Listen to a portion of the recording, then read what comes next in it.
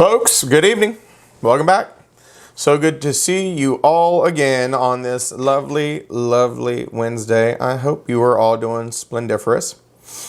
It is technically your Friday. Yeah, you. You just got to survive tonight, and then you get to have a little bit of a break from me, not from studying, not from real estate class, just me. Because there's a lot of information, so you should be in it all the time. But how's everybody doing tonight? Good. Good. How are you? Lovely. Thank you so much. It should be illegal to be this good, folks. That's what it comes down to, right? It should be absolutely illegal to love my job this much, to feel this good on a Wednesday. It should be. But it's not, so I'm going to roll with it. We are missing a few of our fun-filled friends, but we will kick off the night nonetheless. I'm sure they will be straggling in here. And as I said, my good buddy Zoom does a good job of tracking attendance for me, so I don't really need to worry about who they are because I can look at that later. Folks, a couple things as we kick off the night. We are going to move into a different section tonight. We will kick off with basic real estate concepts, which has a lot of fun-filled information. But I will invite you, as I have a tendency to do, to ask me questions at the beginning of class. Now, I do want to make a statement here, folks. You have to understand that a lot of these things that I'm throwing at you, you've never heard before. That's why you're in this class, and it's legally required. And so, of course, as I'm teaching you material, it's going to provoke a lot of questions in your minds. And folks, please be aware that questions are good. Please always ask me for clarity. But here's my big ask. If you've got a question that's personal, if you've got a question that doesn't pertain to the actual material, if it's not even remotely about what we're talking about, if you would hold that thought, okay? Let's not bring that up, because at the end of the day, folks, I could talk real estate until I die, okay? That's why I picked this career. I'd love to talk real estate, but at the end of the day, while some of you may have some very specific things that you desire to learn, and I'd be happy to assist you with them, this is not the correct forum for some of these overly specific questions that don't pertain to the test. And I don't like to confuse anybody, so I don't think that I never want to answer your question.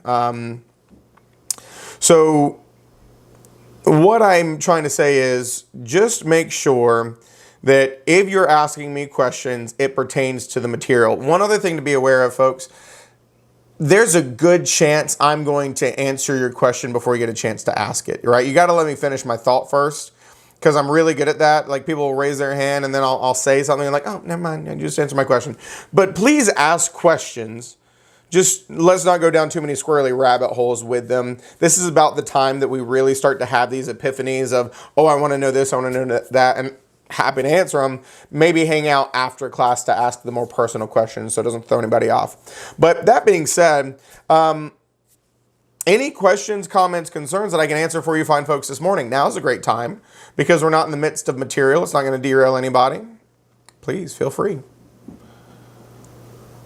Although my lighting keeps acting weird. That's a me problem, not a you problem, though. What you got? Anybody? Just know there's questions, but I'm not really sure yet how to ask them. So it's all right. We'll get there. Not a problem. Let me turn that down a little bit. I think that's good. Anybody else?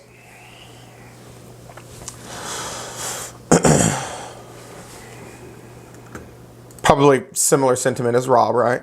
There's questions. You're just not sure what they are yet, and or how to ask them. I completely get it.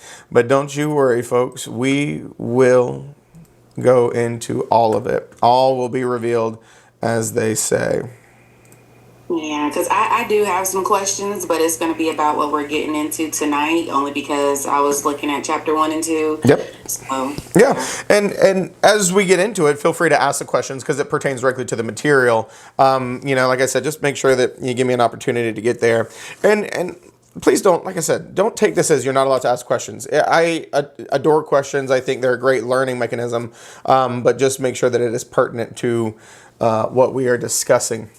Is my only big ask, because like I said, as much as it pains me as an educator, the whole goal is to help you pass a test. in this class. I mean, it really is. The rest comes later. We'll get to the rest, right? What you got, Jamila? I just had a question. So from here on out, like I know previously, like with the things we went over yesterday, you was like, I want to just go ahead and get this to y'all because this is testable. I want y'all to know it early on. But from like this point on, would it kind of follow like Broker Success Hub? Because like I was going through it, I was like, oh, we haven't. Okay. Yep. Excellent question. And so the way that the online Broker Success Hub integrated program is designed is to follow along with the 2023 North Carolina pre-licensing syllabus, which was a very standard recommendation of the flow of topics from the North Carolina Real Estate Commission. And so that's the flow that we teach it. It's just that because North Carolina law and rule is so unique and so testable, I like to just smush some of it right at the beginning. And then basically we sandwich the whole course with it because it starts there and it will end there in the North Carolina License Laws and Commission Rule section, which is like one of the last one in the Broker Success Hub online portal. So absolutely, the rest of it will flow to a T as we teach it to you and align with the categories in the system. Okay. Yep, excellent question. So let me give you a little bit of a recap from yesterday. We got into some pretty in-depth conversations about North Carolina licenses and statuses and some, differentiation between the language you may see on the national test versus the state test. And so let me just make sure that you have retained some of what we said yesterday, okay? When you get your license in North Carolina, it is issued on what two statuses? Provisional and inactive. Provisional and inactive. There you go. Provisional and inactive. Can you use it when you get it? No. No. You would need to do what to be able to use your license?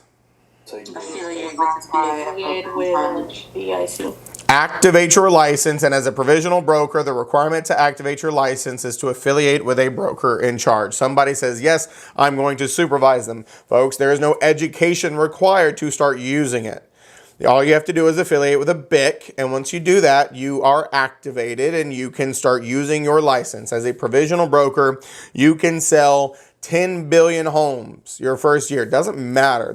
Nobody's going to limit you once you get started. It's just that you have to have that supervision. So you have to affiliate with that broker in charge.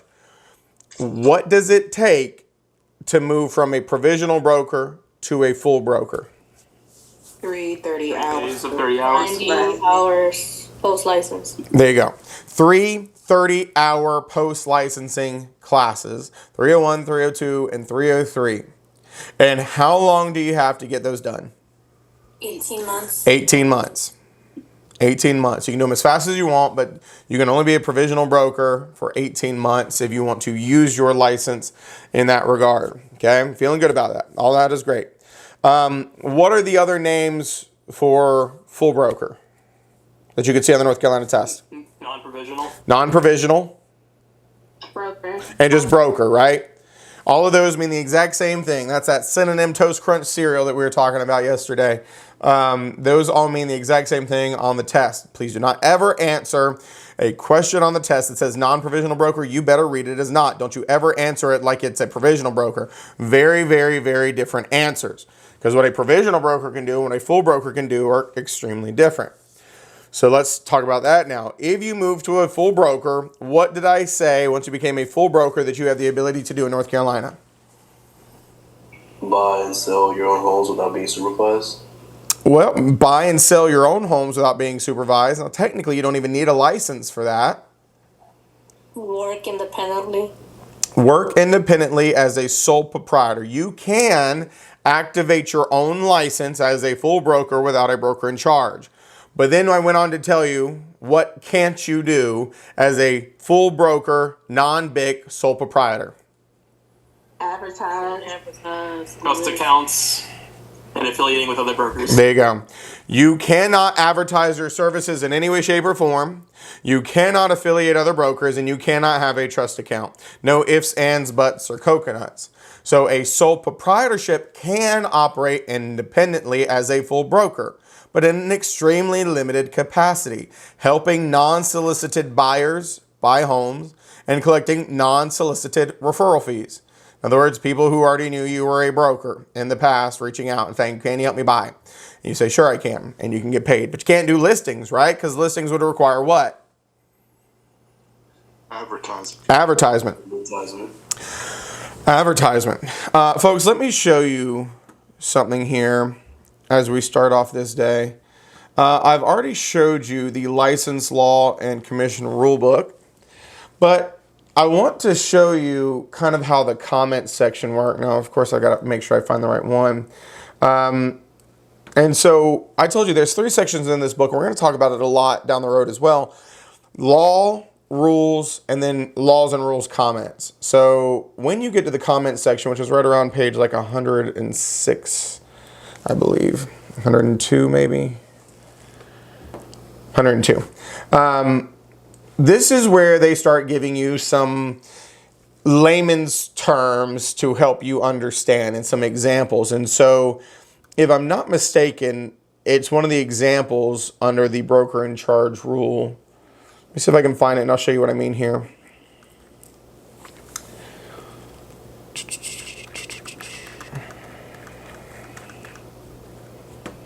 Because I showed you the rule yesterday that said, hey, you got to have a point of BIC for your sole proprietorship if you want to do these 3 things, which kind of reiterated what I was teaching you. But it does go on to provide some clarity on what you can and can't do. I really don't like this plug-in because it takes forever. Where can we find the comments? Because I tried reading the regular license laws and I wanted to jump off a cliff. It's in the actual law and rule book. You just go back to page 102. And that's where the comment section starts. Now, in your online program, I've actually also separated it out. So you actually have just the comment section as a PDF that you can download in the important document section of your online portal. So either one is acceptable, and that's exactly right, Anna Grace. I told you, you would want to jump off a cliff or lay in traffic if you tried to read this verbatim. It's not pleasant. It feels like a different language. That's exactly right. A bunch of old geezers with law degrees wrote this to just be mean to you, okay? That's what happened. It's exactly what it is. And let me see if I can find, because I don't want to spend too much time hunting for this. I'm trying to think where it is. 0110.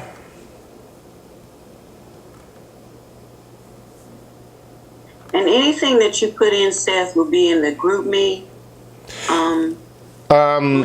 I can start sharing stuff in there, but all the stuff that I'm referring to right now is in your online program.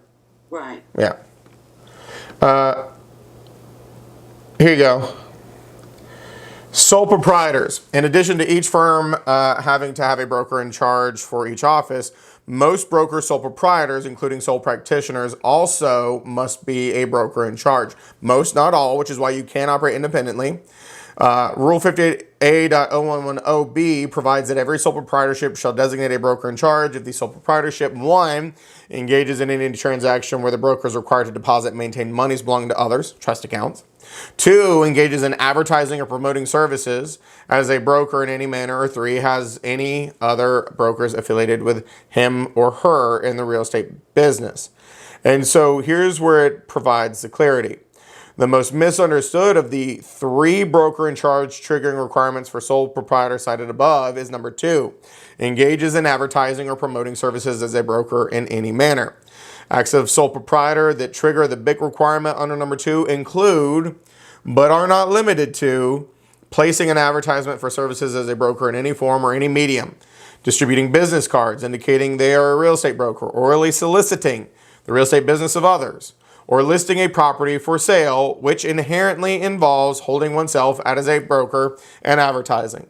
So there's that law and rule. Actually, this is a rule, and it's clarity that it helps you understand. Now, let me take a moment here to add one other very complex thing into the mix, okay? I told you yesterday that any person or entity that wanted to legally, lawfully get paid for real estate brokerage would have to have what?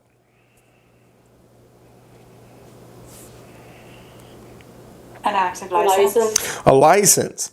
And so for a person, it's called a what?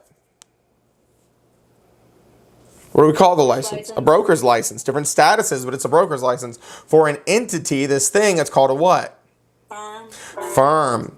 A firm license.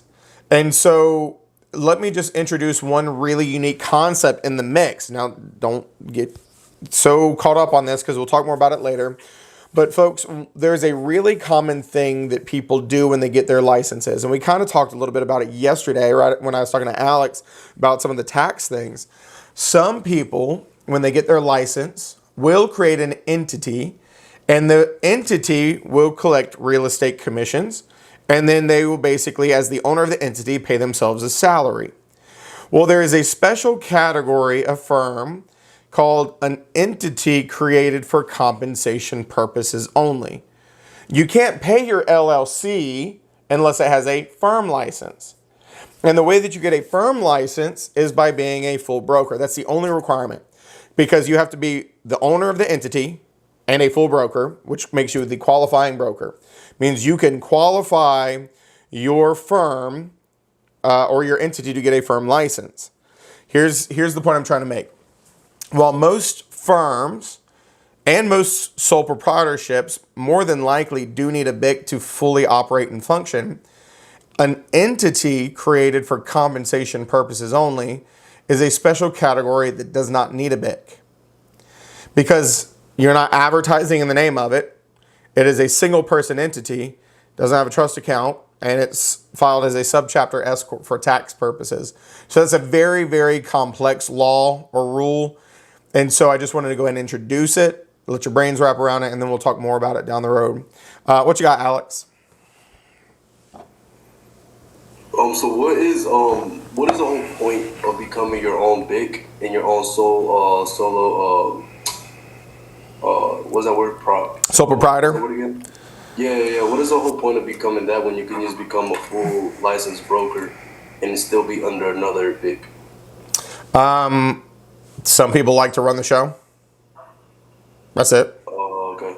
Yeah, and more often than not, Alex, most people become... Say again? Is there a money difference or something? There can be. But like, what's the difference though? Because you're still in the end of the day getting a commission off selling some kind of property for someone else. Well, yeah, but it's kind of like every single person in the world can work for a company or they can start a company. That's it. Do you want to run your own or do you want to work for somebody else's? Oh, okay. That's it. Yeah. Right. Thank you. Mm-hmm. And so, there's some complexities to it. There's pros and cons to both.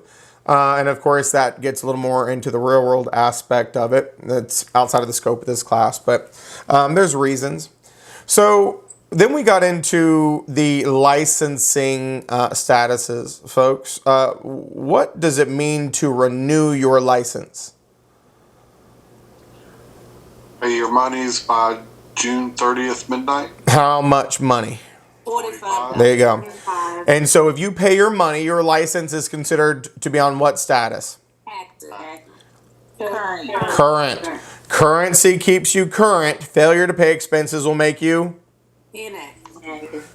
Expired. expired. Currency keeps you current. Failure to pay expenses make you expired. So monies is current versus expired. Now remember, expired is a standalone status. You are just considered expired if you don't pay your dues. We don't care anything else. We're not calling you anything else. It's just standalone. However, if you are current, meaning you paid your money, you could potentially be current and active, which is the only status you can do real estate brokerage under. Or you could be current and inactive, which typically means what? What typically makes you inactive? The education. An education deficiency. You didn't get some education done, whether that be post-licensing getting done on time or whether that be CE getting done on time. Those things will make you inactive. The only other thing that would make you inactive is, of course, being a PB because you start there.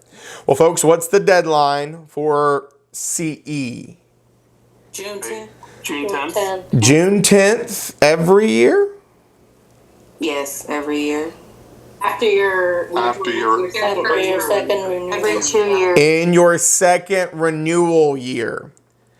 In other words, when you first get your license, you are not expected to get CE done in your first licensing year. That's what we call your issuance year. So CE does not start until you have renewed your license once, paid your dues. And after that, it starts in your second renewal year and you have to take CE every year by June 10th until the day you die. I told you, you don't get to retire. You just have to die one day. All right? And it is comprised of what? 4 updated and 4 elective. There you go. 4 hours of update, 4 hours of elective by June 10th. If you are a BIC or BIC eligible broker, it's BIC up as your update and an elective. If you're a full broker or provisional broker, it's Gen up and a 4-hour elective. There you go. Cool. Feel good about it. If you do not get your classes done by June 10th, what happens to your license? Expired. Inactive. Inactive. When will it go inactive? July 1st. July 1st. It will continue to remain active through that licensing year, but on July 1st, there is nothing you can do to stop it from going inactive on July 1. Folks, I'm going to caution some of you. I know it's very early on, and so I'm quizzing you, and you just learned it, but you need to commit it to memory because there are test questions that will give both of these as an option. Expired and inactive will be answer choices. And if you can't keep them straight as to which one is triggered by what, that is a big category that you'll get wrong. So you got to make sure that you understand the differentiations between that language there. Everybody with me? Any questions, comments, concerns about that little recap from yesterday? I just want to make sure I have this down right. So you can have an inactive license and a current license, but you cannot have an expired license and an active license. Correct. Absolutely. Okay. Yep. You can be current and active, or you can be current and inactive. But if you're expired, doesn't matter if you're good on education or not, you are just called expired. There is no other word for it but expired. Yep. Nailed it. So, let's get into the next fun-filled section. And as I said, I shared these slides with you yesterday. I will put all of the slides in. I'll actually put them in the online program at this point. I just want to go in and tweak them because I've made some changes and I want to make sure the PDFs are up to date. And I'll put them in your GroupMe chat as well. But this is going to flow exactly with the online program. So here's where we get into what we call basic real estate concepts. Okay? So things that we just have to introduce to help you understand. As we, segue into some more complex discussions, this is a good starting point. So this is where we'll talk, went too far there. Talk about the different categorizations of property, what we call real property and versus personal property. Provide some clarity on some different language when we say things like land, real estate, and real property. I got to talk about some characteristics, some things to be aware of, some basic economic functions. So, not too crazy yet, but that is, of course, where we need to start. So let's start with classifications of property, folks. When I say real estate, you've heard that term before. What's real estate? Land. Land? Buildings. Buildings? That is Yeah. on land. There you go. Buildings that's on land? Buildings and the bundle of rights with it. Yeah, we're going to get into those specific nuances, and so I think that's a good starting point, okay? And let's just also clarify that real estate's a very familiar word, okay? But ironically enough, the most commonly utilized word is actually real property. Now, folks, when we're dealing with land, real estate, and real property, for most test questions, those are interchangeable. We're not trying to trick you. If we say, such and such is buying a piece of land versus such and such is buying a piece of real estate. They're not trying to trick you. That's just the way that the language was put in there. However, if the question asks for you to differentiate between land, real estate, and real property, you will have to do that because there are technically different meanings. Just like there's a technical difference between agent, realtor, and broker. So we'll get back to this real property thing in a second. Well, folks, we can categorize a lot of stuff between these two categories. Real property or real estate and personal property. What do I mean when I say personal property? Your couch, your car, your clothes, your cat, arguably, your, pictures, your TV. Okay, there is a big differentiation there. And so let's go back to the real estate, because that is, in fact, what we're talking about here. This is a real estate class. And so when I say land, when I say real estate, when I say real property, at the most textbook level, there is a difference. However, as I said, they're not trying to trick you on the test unless they specifically ask you to tell them the difference, okay? So nobody panic. We're not trying to be that mean. We're not trying to trick you to that extent. So when I say land, what's the first thing that comes to mind? The ground. Dirt, right? The ground. Vacant, yeah. Yeah, sure. So land, as we interpret it in this real estate class, includes the earth's surface, which we call the dirt, the grass, the whatever.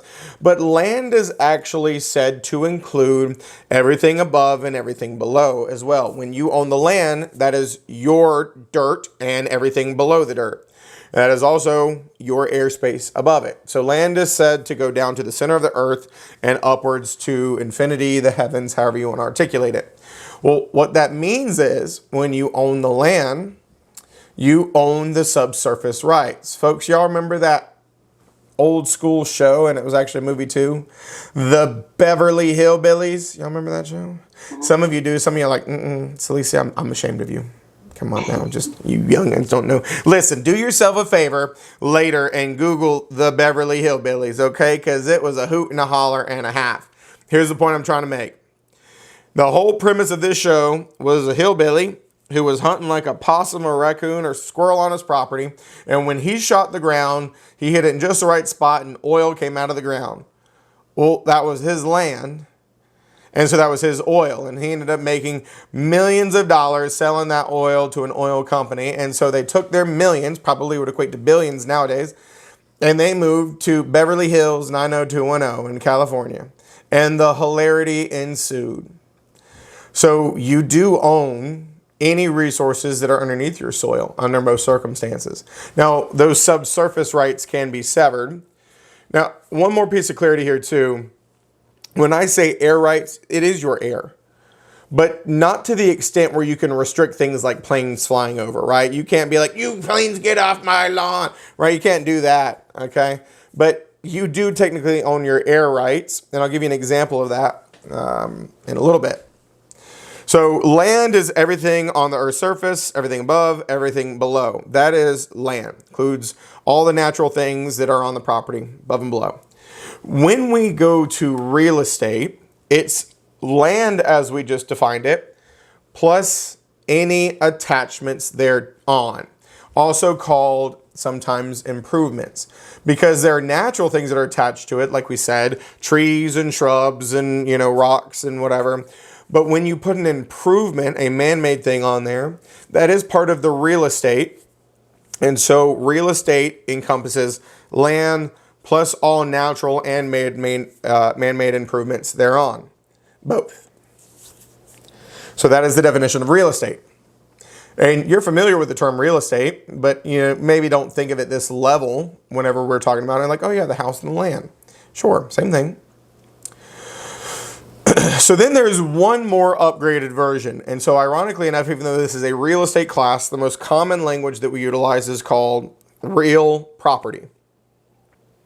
And so all real property is at a textbook level is this real estate definition plus, and I believe it was Anna Grace who said it, this bundle of legal rights. Okay? There is this concept of rights that you were said to have when you own this property. And so it's real estate, which is all the land, above and below the land, all the improvements attached to it, and this bundle of legal rights that are said to convey with it. Things that you get as part of your ownership that you will potentially give when you sever yourself from the ownership. So as I said, on it, go ahead. Somebody got a question? I apologize. I got like, anytime somebody unmutes and I hear something, I'm like, you got a question? Got a question? Like I said before, though, we're not trying to trick you on a test. So if they say, you know, such and such bought a piece of land, it's just a purchase question. If they say such and such bought a piece of real estate, it's just a purchase question. They're not trying to trick you. Be like, gotcha. It's actually just they're not trying to do that to you. They would very specifically ask you a question. Is this simplistic stuff going to be incredibly testable? No. Could you get like one question that says, what's the difference between real estate and real property? Yeah, sure you could. You could see that question. What you got, Celicia? Oh, there you go. Basically, so I guess the way I'm understanding it is like real estate and land equal real property. Basically, like in my mind, it's like the land and the real estate, which is like the home, and the land is the real equals the real property in regards to all coming together to be something that can be bought or sold. Hang tight, because we've got to talk about the bundle of legal rights, because the land and the real estate is just real estate, right? The land and the improvements thereon is just real estate. What makes it real property is the bundle of legal rights. And so we just haven't talked about those, but they are coming. So, of course, you are said to have certain rights when you have property, and hopefully you will maintain those rights, but some of those can be severed off. So that's what it comes down to. Just for quite literally, when I say real property, from a textbook point of view, the land plus any improvements thereon plus the bundle of legal rights. That's the definition. That's the only thing that you really need to know about real property. For the rest of the class, you may hear me say real property, but you know, you can think of it like real estate for most things. It's just only if we're asking you for a very specific definition of what does real property mean. Right. Yeah. So we're going to get into the bundle of legal rights in a moment, but folks, let's talk about some of the characteristics of real estate, or more appropriately, real property. Okay, we're going to start with physical characteristics, right? Physical. And so one of the most prominent physical characteristics of real property is immobility. Folks, we can all agree houses, improvements can be moved, but the real estate as it exists as an all-encompassed parcel, the real property as an all-encompassed parcel, it can't be moved. It's very much stationary. As it exists right now is the way that it can only exist. So it is immobile. Well, real property is also indestructible. Yet again, houses can be destroyed, but the land that's part of that is indestructible. Folks, it does not matter if you go out and you shoot your ground. It does not matter what you do. You still have property there. And so it is considered to be indestructible. Once again, not the house, but the land. And then the last one, and probably the most important one, is what we call uniqueness. Okay? Uniqueness. There are no two pieces of property in the world that are identical. Sure, plenty that are similar. But even if you had two neighboring properties, exact same size lot, exact same floor plan house, they still have different longitudes and latitudes. They're not the same. Now, there are really special real estate words for this uniqueness. Folks, nobody get weird about this, okay? Homo means same. Hetero means different. If you are a homosexual, you prefer the same sex as you. These words have been around long before people with their relationship preferences, okay? So the same thing is true here. If this property is said to have non-homogeneity, it means it's not the same as another one. In other words, it's unique. Conversely, similarly, if we say it was to have heterogeneity, it is not the same. It's different. Does that make sense? Those are just Latin root words that mean not the same and the same, but not that. Everybody cool with that statement? So hetero is different, homo is the same? Yep. But in this regard, we're saying non-homo, which means not the same still. But why would they do that? Like, Listen, Tourette, I wish I could tell you. I wish I could have been a fly on the wall when everybody was writing these curriculums and some of these things were invented. I swear I wish I was. Because I would have been like, stop it. Stop it. Right? I'm just bad, you know? There are some words in here that you can see in your test. You will never use them again in your life. Folks, not once in my career have I ever said, that is quite a heterogeneous piece of property. Right? Or I love me some non-homogeneity. I've never said that once in my real estate career. Not once. And I never will. This is the only time I use that word. Cassandra, which part? I'm sorry. Will you just explain the non and the hetero one more time so I can get it down? Yeah. And folks, please understand, like I said, don't anybody get offended. This is not, if I was to say homosexual, what do you know about that person? Sorry, they like the same. They like this. They like the same, right? If I told you I was a homosexual, you're like, this guy likes bearded men, right? Maybe I really like the same, okay? Really like the same. So if I like the same, right? A man likes a man, that's homosexual, but this is non-homo. So it's not the same. Much like non-provisional broker, not the same. So two pieces of property may be similar, but they're always non-homogeneity presence because they're unique. They're not the same. That's all it means. Homo means same, and we're saying not the same. That's non-homogeneity, not the same. Hetero means different, and so it's just a much more straightforward way of saying not the same. That's it. And yet again, Trey, I don't know why. I got nothing. I don't know. There's a student one time, it's like, these words offend me, because I feel like, no. This is not about that in any way, shape, or form. These words have been around before that, okay? Nobody be offended. This is just what these words mean. So these are your physical characteristics of real property. Well, of course, we have economic characteristics of real property, meaning value affected. Economics 101 is basically supply and demand. The more of something there is, the less valuable it is. The less of something there is, the greater the demand, the more valuable it is. And so it is got this little acronym, oops, too far, SLIP, S-L-I-P, scarcity. And that goes back to that, what I just said. If they are, Vincenzo, yes, I'm so sorry. Yeah, that's exactly right. I missed that. So they both mean not the same in that regard. That's exactly right. Just different ways of saying it. Scarcity, folks, as I said, if there's less of something, it's worth more. Think about diamonds. Even though there's probably 10 billion of them, they tell you there's only a few. These are rare. You got to pay a lot for these, okay? Same is true of houses. Now, we can all agree that land, there's a lot of it. Like a whole lot. Like a whole lot. But what there's not a lot of is land in a very desirable location. If you want to buy land in the heart of downtown Raleigh, sorry, sweetness, it's probably going to cost you an arm and a leg. So scarcity is very prevalent in certain areas because once you run out, it's gone until we go to the way of the Jetsons, right? Location, everybody knows the three most important components of value in real estate is location, location, location. All three. Being kind of funny, but location is very prominent, okay? And let me explain why. As I just mentioned, there is a lot of land to be had. Folks, if you want some good land, go west. Go find somewhere where it's cold, there's the middle of nowhere, and the only thing you'll see is tumbleweeds and cows. That's like -30. You want to live there? Some of you maybe. I don't. Most of us don't. So location is a very big factor.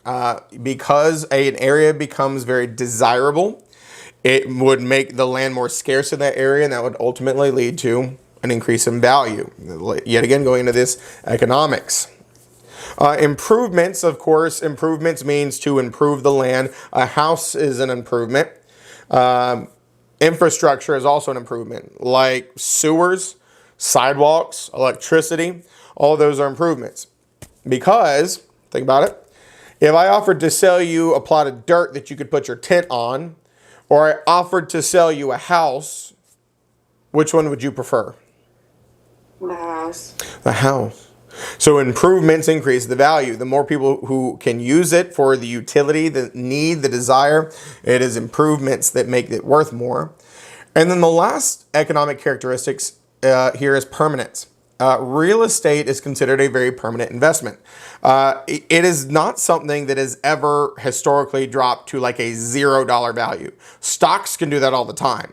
Okay, companies can go bankrupt.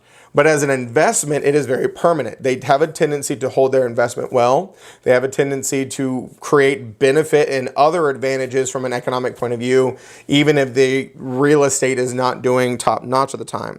So it is considered quite a permanent investment from an economic point of view. So as I'm talking about location, let me introduce a piece of vocab here, folks. There is another crazy word for you. There's a lot of those called situs. Situs. Situs is just a word that means area preference. That's what it comes down to. I want to be in an area that has more jobs, more fun things to do, better, infrastructure, better whatever. That's situs, your preferred area. Because I told you, if you prefer to be out in the middle of nowhere, you can find some really cheap land still in the United States of America. But you're going to drive 3 hours to go to the grocery store, and your only friend is probably going to be the toad that lives in your backyard. So situs just means your area preference.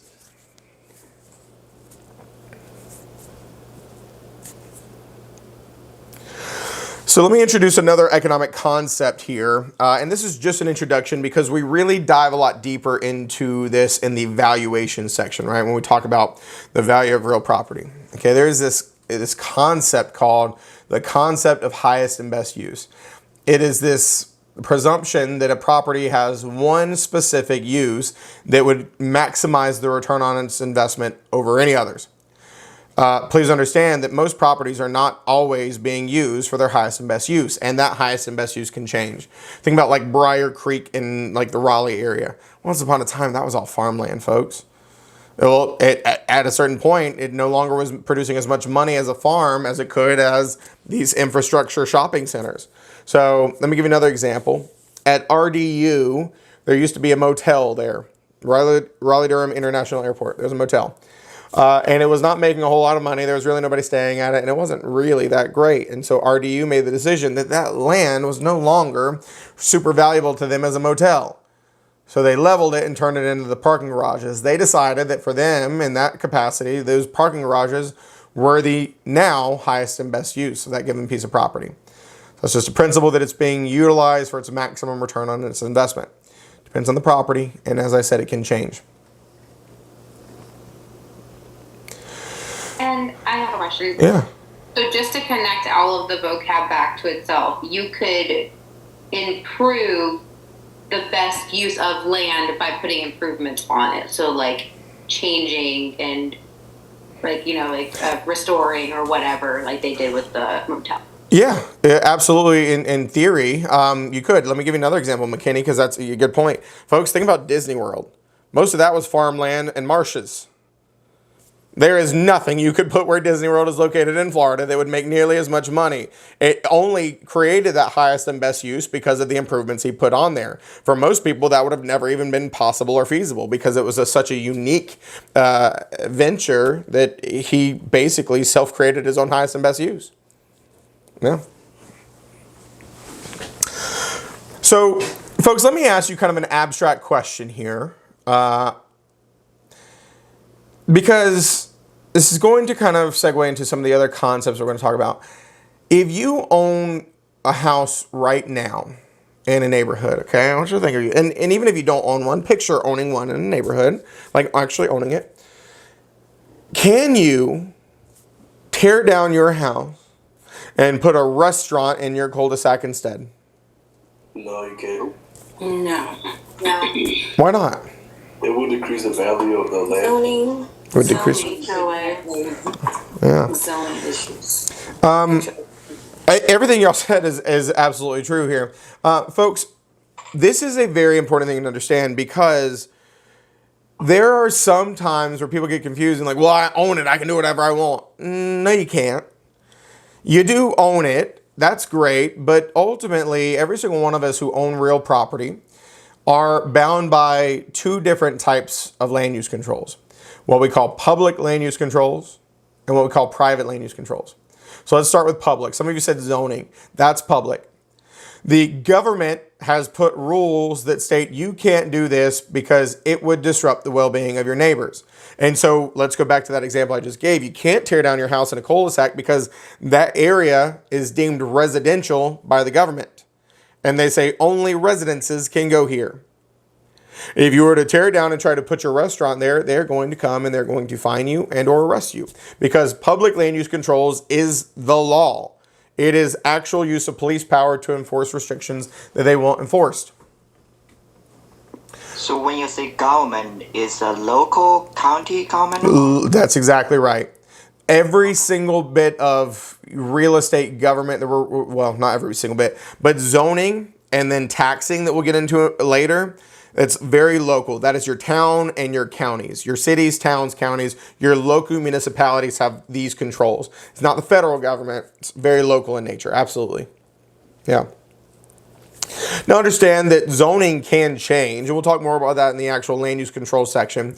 But folks, let me just throw in another thing here, okay? We've got private land use controls. Does anybody in here live in a community with restrictive covenants? An HOA, right? Yep. Yes. A couple of you sound like you're not very happy about it. And so, Shea, is that how we say it?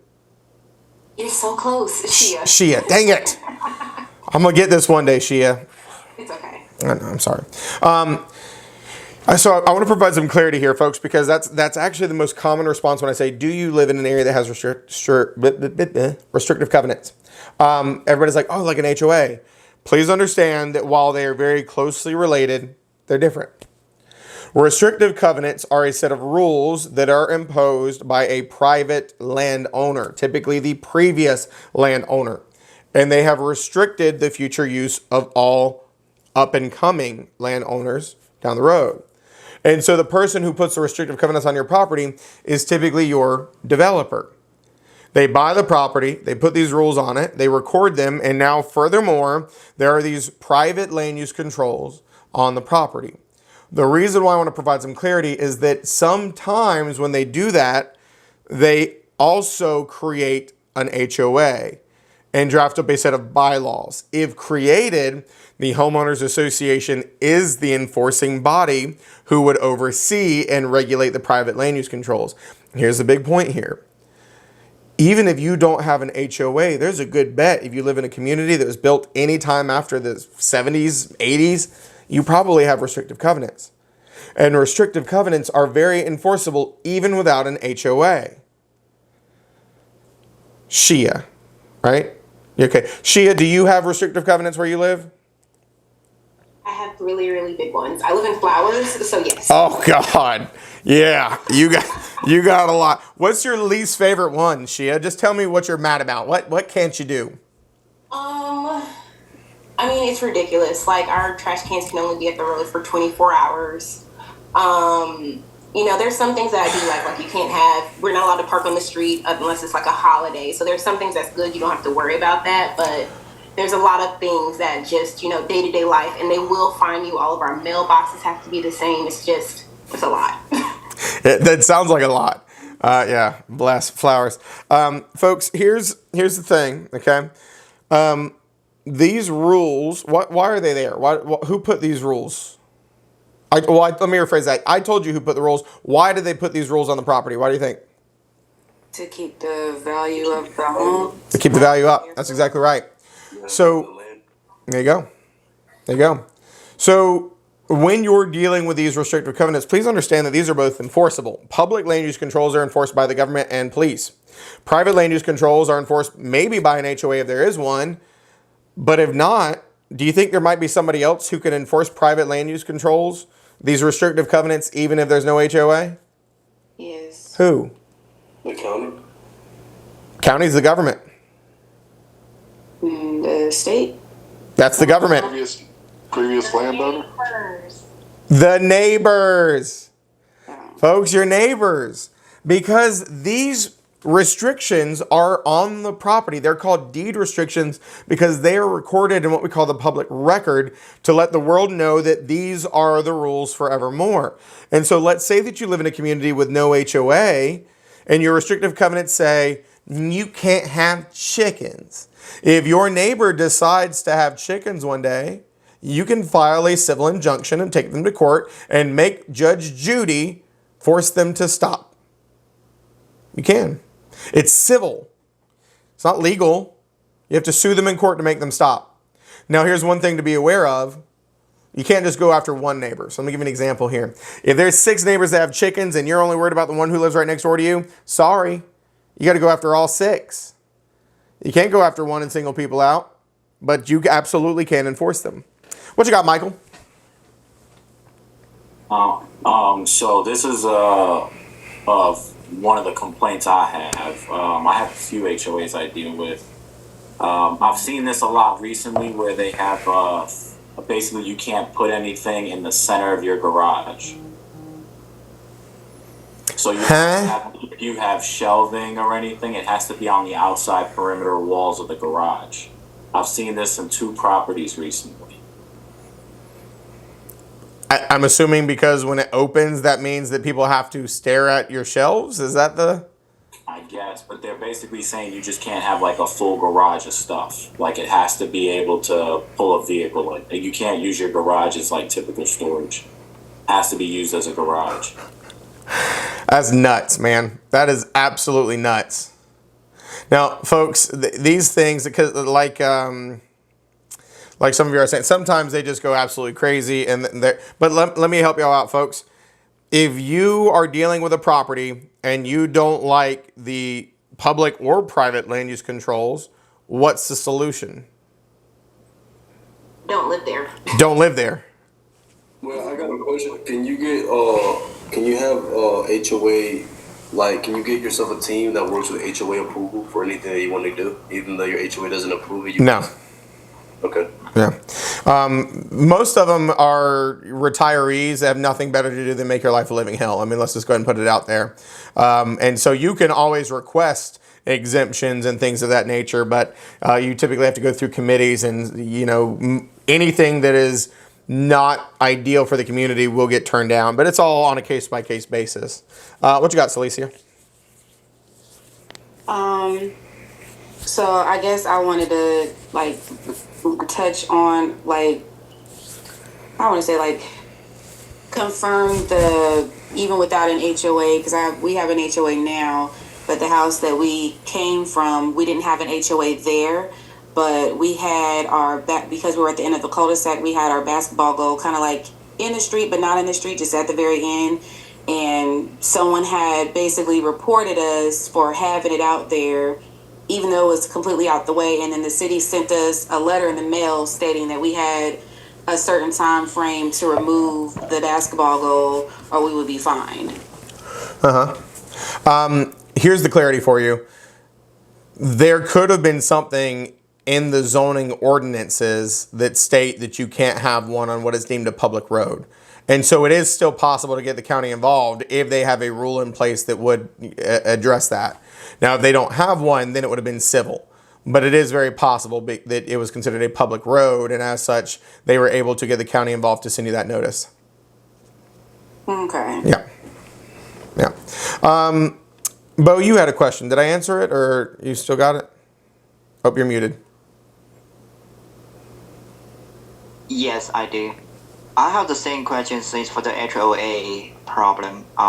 So our previous HOA give you fine when you put some stuff in the sunroom. Mm-hmm. Then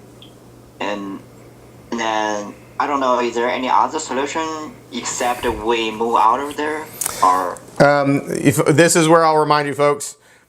CYA, contact your attorney. That is way outside of the scope of my ability to give. I can't give you legal advice. I can't give you an answer here. Some HOAs are absolutely horrible. And so my biggest recommendation is, you know, maybe get an attorney involved that specializes in dealing with problematic HOAs. It's probably going to be your best bet. But of course, that costs money. I see. Yeah. What you got, Constantine? Sorry to make you repeat yourself, but oh god, my voice! Holy crap! Happens to the best of us. It does. It does. Can you just go into it one more time? What separates restrictive covenants from HOA? Yeah, the HOA is an actual like body. So think of like Congress, right? It's got X amount of members. They have terms. The president, his cabinet. It's very much a hierarchical structure of an enforcing body. So it is typically an entity, and bylaws state that this HOA is going to be comprised of a president, a vice president, a secretary, 3 members at large, and a treasurer. They run 2-year terms. They have elections, and so it is an actual body that governs. And it is created by a set of bylaws that are also recorded at the time that this property is developed. So the HOA is people. It's just people who are appointed to enforce the rules. The restrictive covenants are the set of rules. Mm-hmm. Gotcha. Okay, Yep. Thank you. Yep, you got it. McKinney, what you got? All right, this might be irrelevant, but going back to the public controls, and you said how you couldn't tear down your house and put a restaurant in. How is it that some people can like run their hairstyling business out of their home if they're in like a neighborhood? Excellent question. Answer again is ordinances. Let me give you a real quick example of this. Zoning is the rules that your county or city have imposed. And we've got a whole section for this, so we're going to talk more about this. But then the ordinances are the rules within. So let me give you an example. I live in Willow Springs, and my zoning is AR, which stands for Agricultural Residential. And so the rules state you can have a home as long as it's a minimum of 1,000 square feet. It has to be at least this size to have a septic tank. It has to be finished with, at least standard building materials. And so there's a list of rules. Well, in those rules, it also states that certain businesses can be ran from the homes, like daycare facilities, like elderly care facilities. So the ordinances will sometimes allow certain limited business use even in residential areas because the zoning would say this is permissible so long as blank. So it's just basically written into the ordinances for that zoning. Yep. Now, please understand, we're going to talk about these things in its entirety, folks. We've got a whole section. Section 5 deals with both public and private land use controls.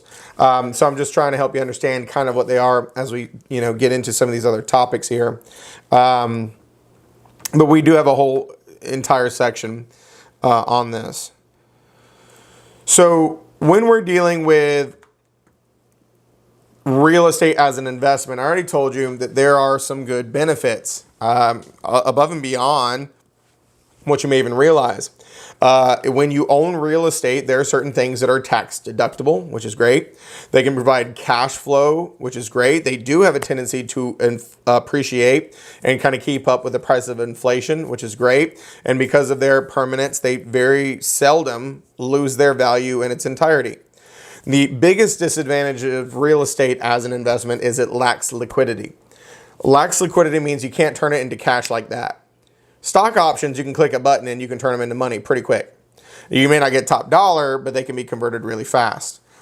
Houses have to go on the market. They have to get showings. They have to get under contract. Then they have to go to closing. There has to be a deed recorded. So you cannot turn it from house to cash really fast. So that's the biggest disadvantage of real estate as an investment. Lacks liquidity.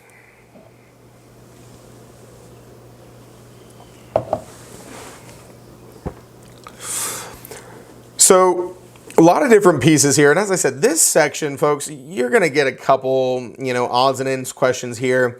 But this is not like a, oh my God, testable section, which is why we're just kind of breezing through it. This is vocab. This is just general understanding. Most of this stuff you could probably almost guess correctly on the test. Now, the way that this kind of goes in Unit 1, I would tell you that Unit 1 quizzes, some of them are a little overkill in what you probably need to know. But it's better to be over-prepared than under-prepared. And so one of the big discussions about real estate is just understanding the different categories and the different specializations within the term real estate business. So real estate itself can be broken into residential, which is 1 to 4 units, the way that we interpret that. Anything that is up to a quadruplex basically is considered residential. Well, that'll be important when we're talking about things later like residential disclosure acts, because if it falls into the category of residential, some of these disclosures are required. Commercial is basically anything else. And so you could almost just say that the last three categories on there are different types of commercial. You could also potentially call them different, but commercial is basically everything else. Of course, industrial, like manufacturing plants, agricultural, farms, both crops and cattle, special purpose, like Disney World, like golf courses, things like that. So a lot of different types of real estate exist. And of course, there are some that are way more complex than this, like barndominiums that don't really have a category, tiny houses that don't necessarily have a category. But of course, the biggest focus is going to be just residential and commercial, but understanding that all of these exist. So as I mentioned before, we also have to talk about specializations within the real estate industry. Well, folks, you are all sitting in a broker pre-licensing course. The hope is for you to get a license. Now, please understand that that broker's license will allow you to do real estate brokerage. You are not going to be an appraiser. You're not going to be a surveyor. You're not going to be any of these things, but there are a lot of moving pieces. And so we work very closely with other businesses in this category of real estate. We broker the deals between buyers and sellers, lessors and lessees. That's why we're called brokers. Appraisers will go and determine the value of a given piece of real property for the bank. Investors buy, hold, sell. Surveyors go out and look at property lines, stake out property lines for development projects. Engineers help understand infrastructure. What kind of plumbing do we need? What kind of roads do we need? What does this look like? Building new plans for new things. And of course, planning out buildings. Property management is where you manage properties for others. Financing. Folks, real estate is a multi-trillion-dollar industry. So they're right, multi-trillion-dollar industry because there's so many different pieces to it. So financing is another big piece because most people do not have $600,000 in cash laying in their bank account. So they borrow money. So the banks lend money and make money. Of course, there's developers who build the houses, build the subdivisions, all these different things. And then there's even things like coaching other real estate agents, coaching people on, commercial developments. Education is what I'm doing now. So keep this in mind, folks, because even if you get your license and you say, this is not what I thought it was, I don't want to do this, there may be a lot of other things you can potentially do with your license that you didn't necessarily think of. Look at me. I did sales for years, and I still do them when they fall into my lap, but I love this a lot more than sales. Sure, maybe I could have potentially made a little bit more money if I was in sales, but I like this better. This is better for me. So a lot of different things you can do with your license. What you got, Alex?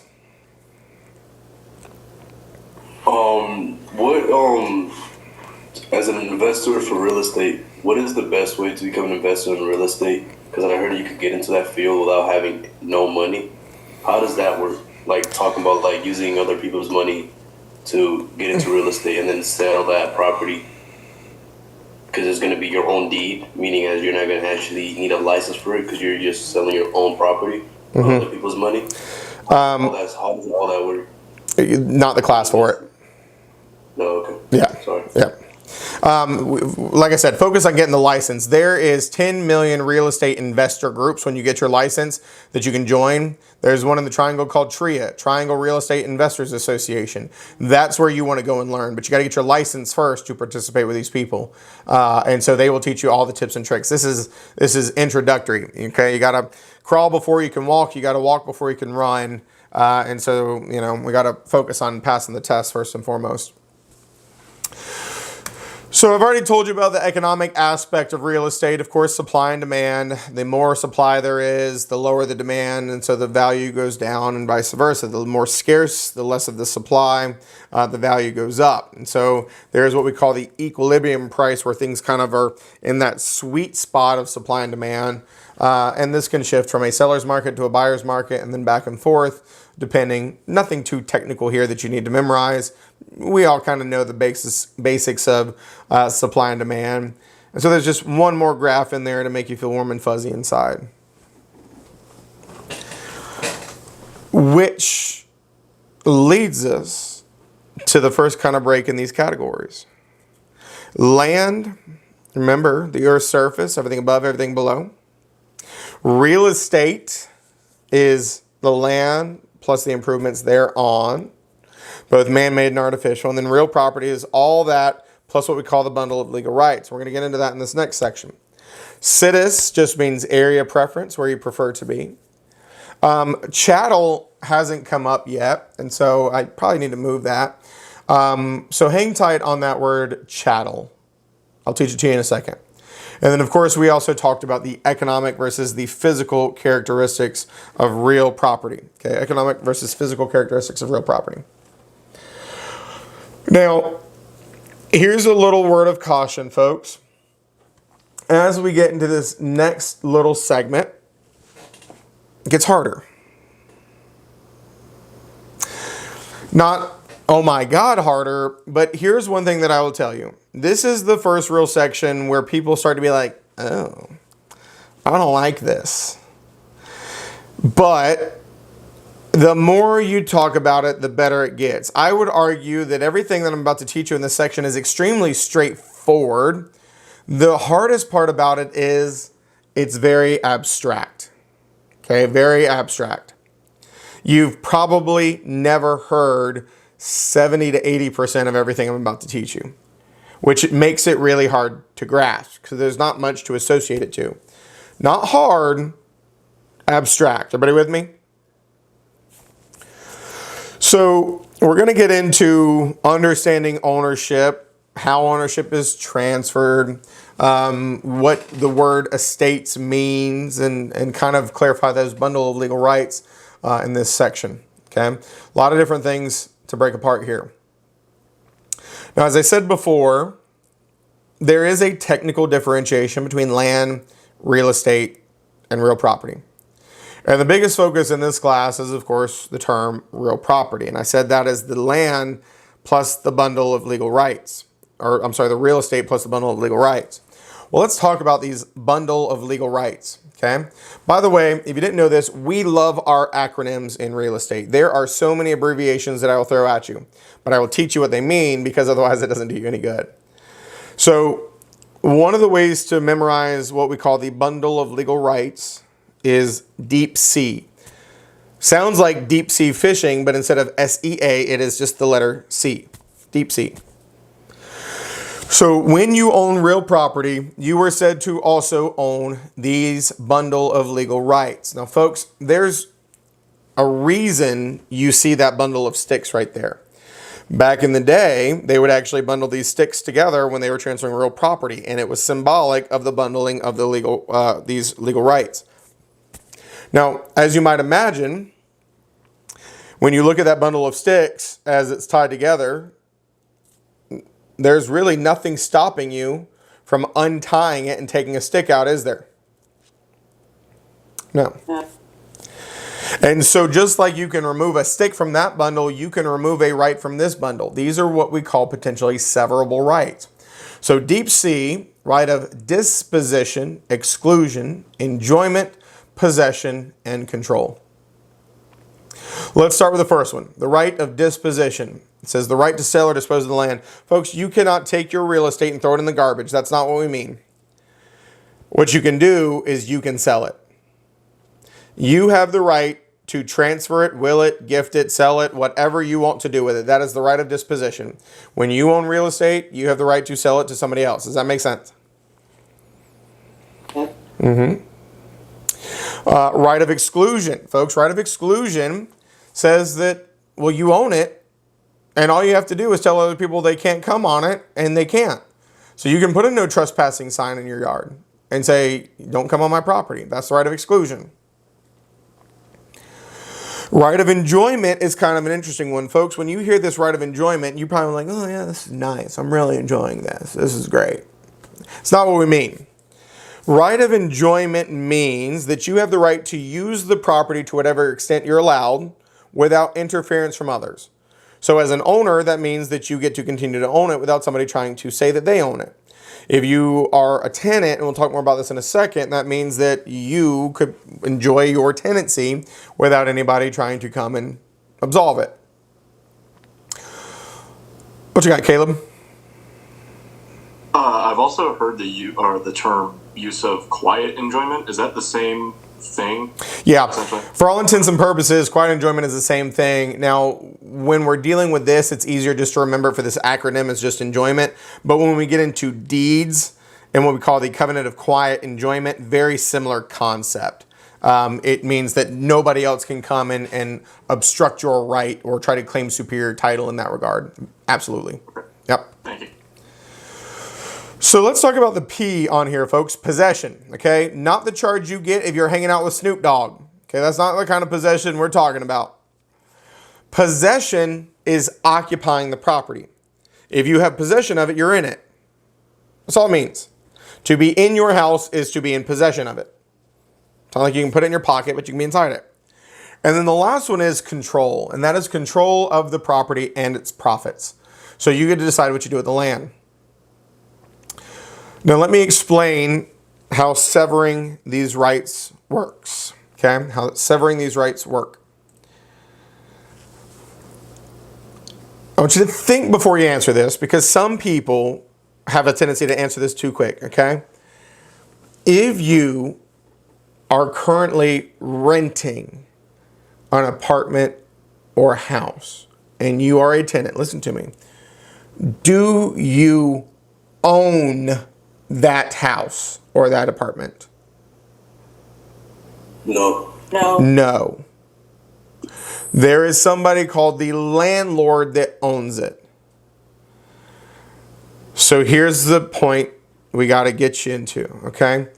Folks, all a lease is the property owner severing off their right of possession, their right of exclusion, and their right of enjoyment in some cases, and giving them to you, the tenant, temporarily. That's all that's happening here. Because we all agree that you can't sell the house you're renting, can you? No. No, because the right of disposition has been left with the owner.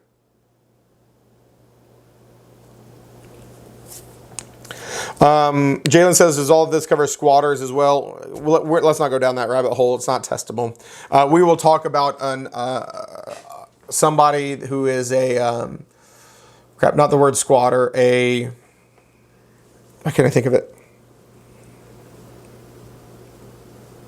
Holdover tenant is what we call them. Holdover tenant. We'll talk about that, but we're not going to get into all the squatter stuff in this class. It's not necessary. So I'll finish this thought here in a minute. It's close enough. I'll let you go ahead and take your first break of the night. Come back at 7:25, whoop, whoop, and we'll keep on keeping on.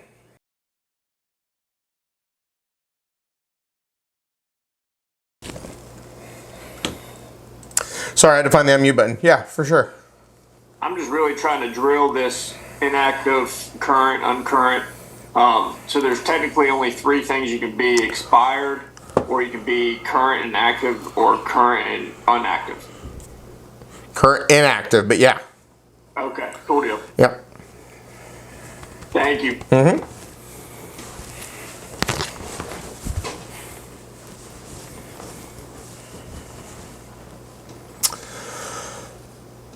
Folks, 7:25. Work your way back. Get your cameras back on.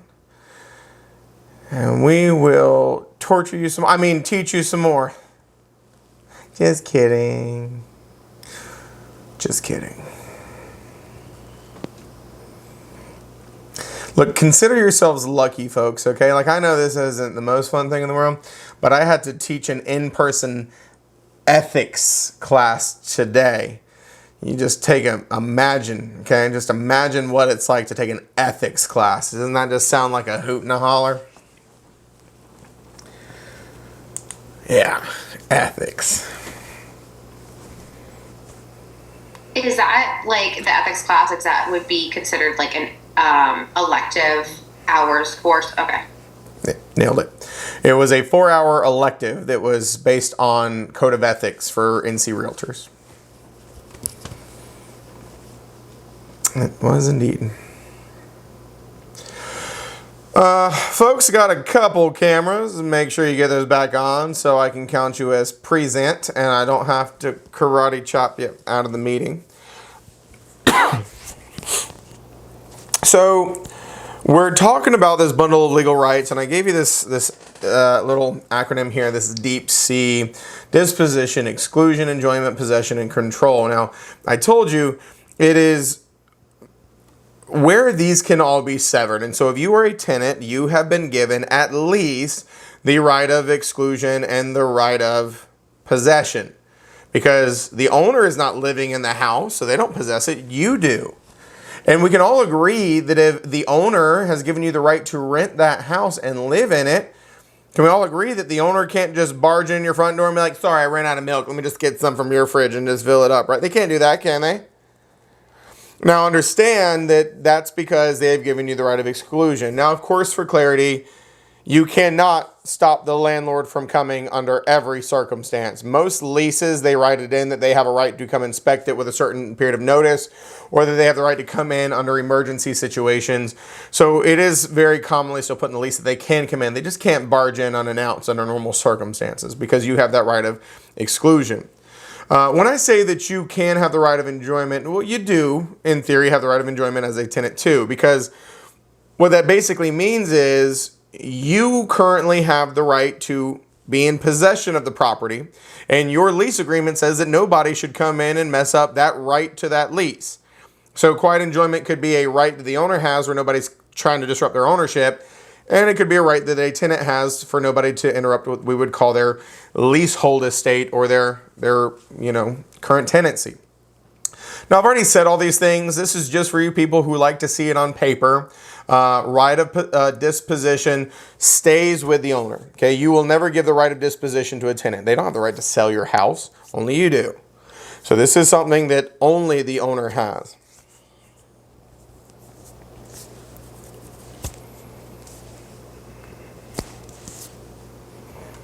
So can owner visit the house without notice the tenant? Say that one more time. So can owner visit their own house without notice the tenant? Can they sell their house? No, visit their own house without notice by the. I'm just missing that one word. Can they do what to their own house? So the landlord, can they do not notice their renter to visit their own house anytime? To go into the house unannounced without notice to the tenant? Is that what you're saying? Yes. No. You can put in there under emergency situations, but it would not be legal for you to put it in a lease that you can enter anytime unannounced under normal circumstances. That's not okay. Okay, so that is what right is not exclusion? Exclusion. You are typically given the right of exclusion as a tenant because obviously you are occupying the property and you want to, obviously you don't want anybody just barging in there and entering the property when you live there. And that means strangers as well as the actual owner. So you are typically given the right of exclusion, but I told you, Bo, it's typically written into a lease agreement that under emergency circumstances or with 24-hour or 48-hour notice that the landlord can come and inspect the property. But it would not be lawful to put in a lease that they can come in unannounced for no reason at any time. That's not lawful. Got it. Yeah. Thank you. Mm-hmm. So right of exclusion could be held by the owner, could be held by the tenant. Sometimes they both could have it depending on the way that it's written, but typically it is severed from the owner and given to the tenant, as I said. Okay. The right of enjoyment, as I said, while your brain wants to go to, oh, this is nice, it just means nobody can come and claim to have the right that you have over you. In other words, if you are a tenant, nobody should be coming in and saying, no, I'm renting it. No, you've got the right to rent it, and that's protected. Same thing as an owner. Nobody should have the right to come and say, no, I own it, because you have this right that you own it, and you can prove it. So that is the right of enjoyment. And as I believe it's Caleb that said it earlier, this is also going to come into play when we talk about deeds and the quiet enjoyment. Very similar concept. Nobody can come in and claim superior interest above yours. That's what we're looking at here. And then, as I said, right of possession, not possession, but occupying the property. And so this could be a landlord, this could be a tenant. If you own your house and you live in your house, you have the right of possession. If you own your house and you rent out your house, you have given the right of possession to somebody else. So that is what a tenant has, this right of possession.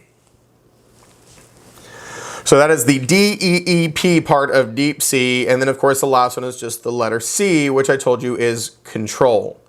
Control of the property and its profits. If you've got land and it's legal to grow crops and sell those crops, do it to it, Pruitt. If you want to use it as a rental, do it to it, Pruitt. Now, I would argue that this one is more often than not maintained by the owner.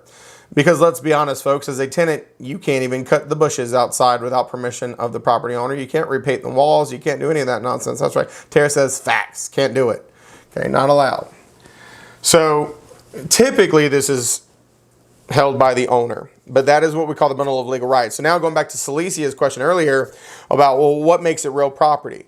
Well, the fact that it's real estate, which is the improvements, both man-made and natural, on the land, plus having this bundle of legal rights and those bundle of legal rights being transferred to you. That's what makes it real property. So by definition, it's real estate plus deep sea, this bundle of legal rights. Now I want to talk to you for a minute about property and transferences. Folks, there are a lot of words that get thrown around, and once again, there's some misnomers out there. So you've heard the word deed, you've probably heard the word title. I want to give you some clarity here though. When you own a car, you have a car title. It's a physical document. Now, of course, the lien holder typically holds onto your title until you pay off your car. So in North Carolina, that's the way it works. If you go and you buy a car off a car lot today and you get a loan, the person who gave you the loan, they will hold your title. And they will hold on to it until you make the last payment to them. Then they will release your title and they will mail it to you. That is a physical document. Well, that's for a car, which is personal property. When we're dealing with real estate or real property, there is no such document as a title. When we talk about title in real estate, it is a concept of ownership, not a document, a concept. So if I say you hold title to real property, that is, you're said to be the owner of real property. The way that we indicate a transfer of title is with a document you heard of before. It's called a deed.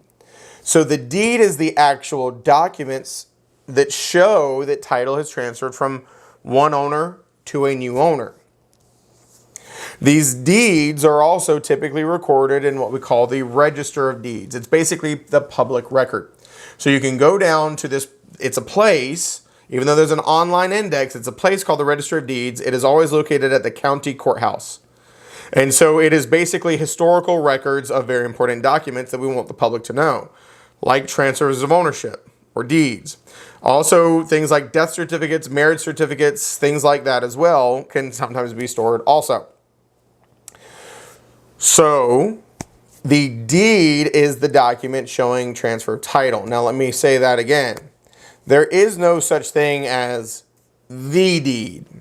More specifically, there are multiple deeds. Any given piece of real estate could have 1 to 1,000 different deeds over the life of it being a piece of real estate since the United States has become the United States. And so if I wanted to transfer ownership from me, from a house I own, to Caleb, since he's right next to me in the Brady Bunch boxes, I would be named on there as the person given the property, and he'd be named as the person receiving the property.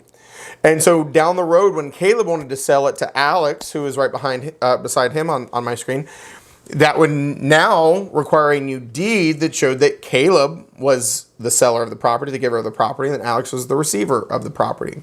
So that's what these deeds do. They are legal documents that show that title has been transferred. But they're not the title. There's no such thing as a title. Title is a concept of ownership. Does this make sense so far? Now, this goes back to what, Teray and I were talking about. I wish I could tell you why this is all so daggum complex. I wish it could. You have to understand that this has all been around for a while, back when the world was a very different place. Okay, read a history book. It ain't always been like this. Some ways it was better, some days absolutely not better, right? There's a lot of weirdness. But this has been around for quite some time.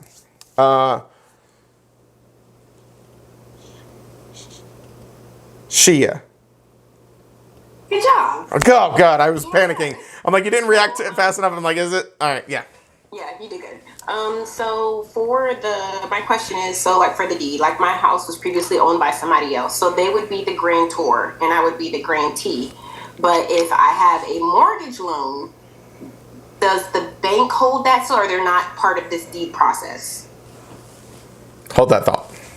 Okay. We're gonna that baby steps. Baby steps. Okay, we got to get there because it gets very, very complicated when we start that conversation. You're not ready yet. Okay, you can't handle it. All right, you're not there. But it's an excellent question. Excellent question. What you got, Priya? I don't know if this is going ahead of everything, but like when you're like in North Carolina, you sign the deed, and you also typically sign like the promissory note. Is that what we do in North Carolina too? There is a promissory note and there is a deed.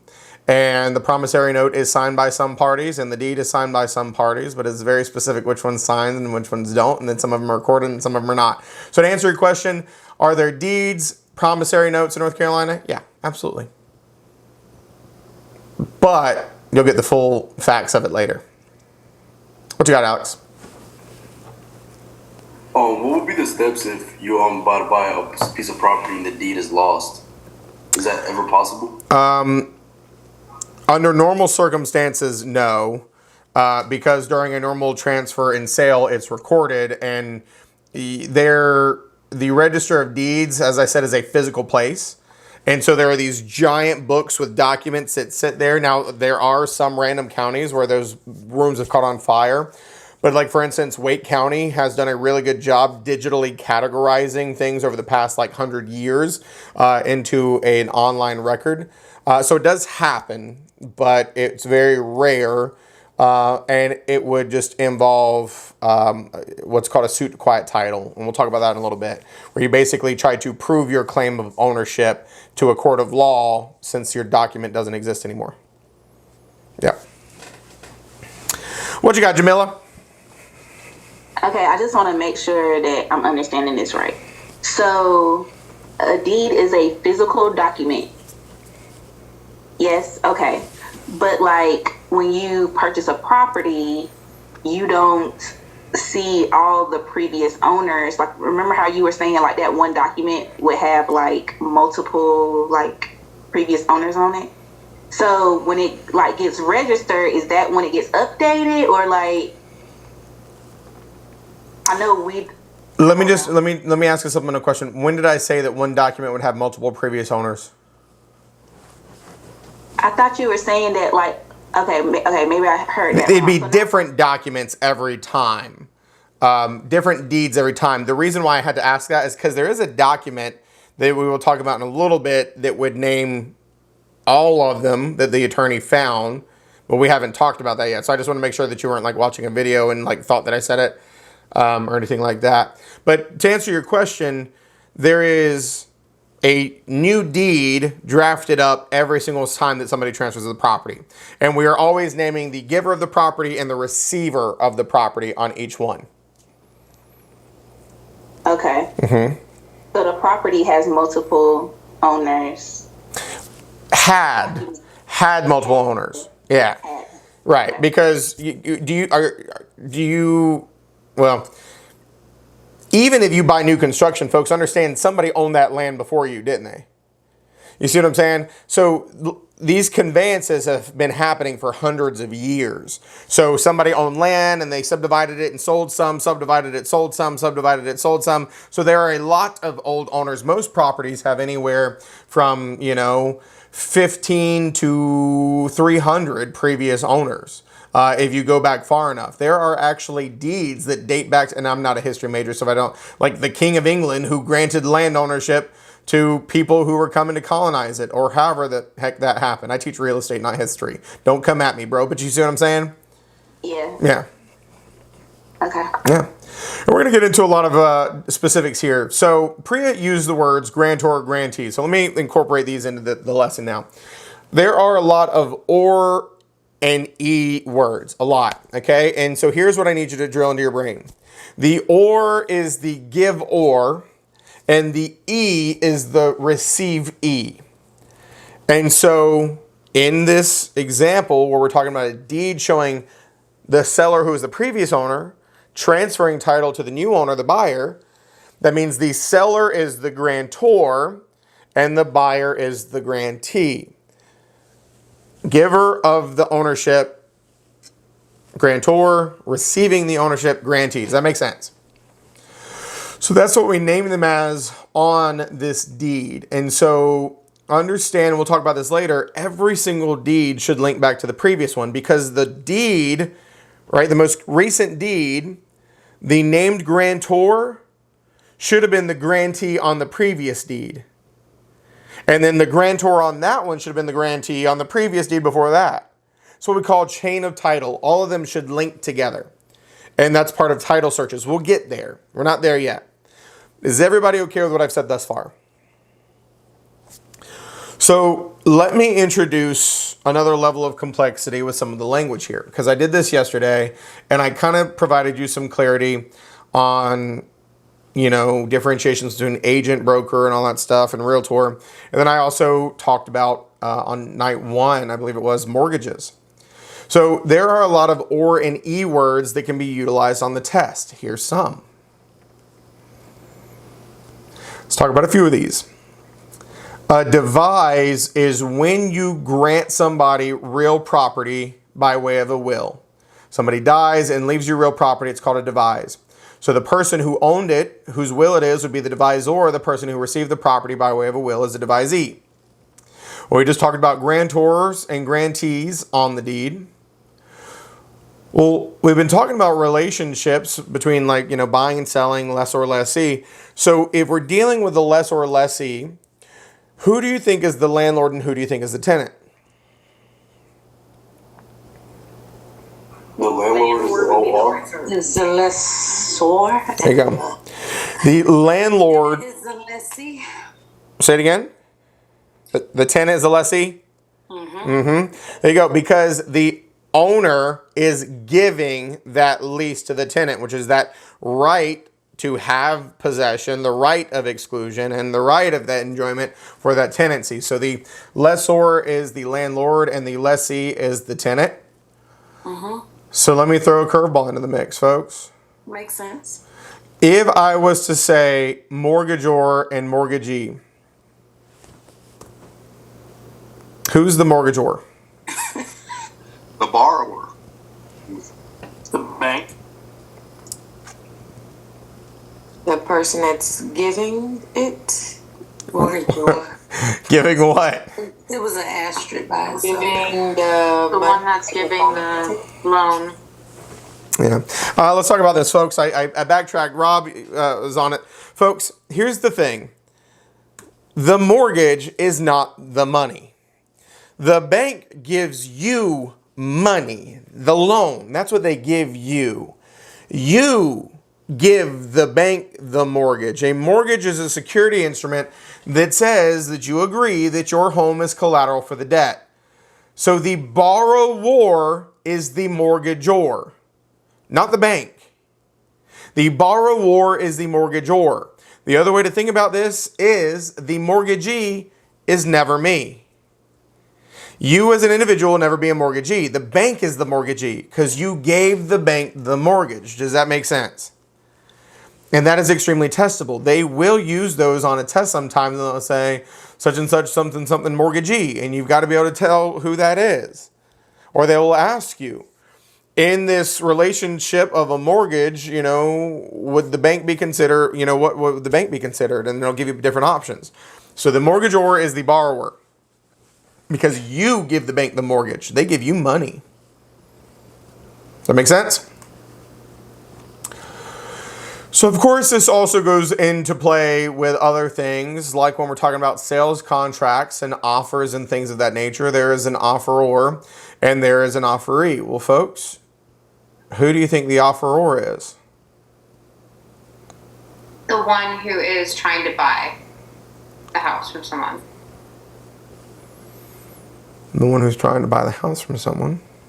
The one that's offering. The one offering The one the that's house giving. up for Yeah, sale. that's offering the house. has something to give.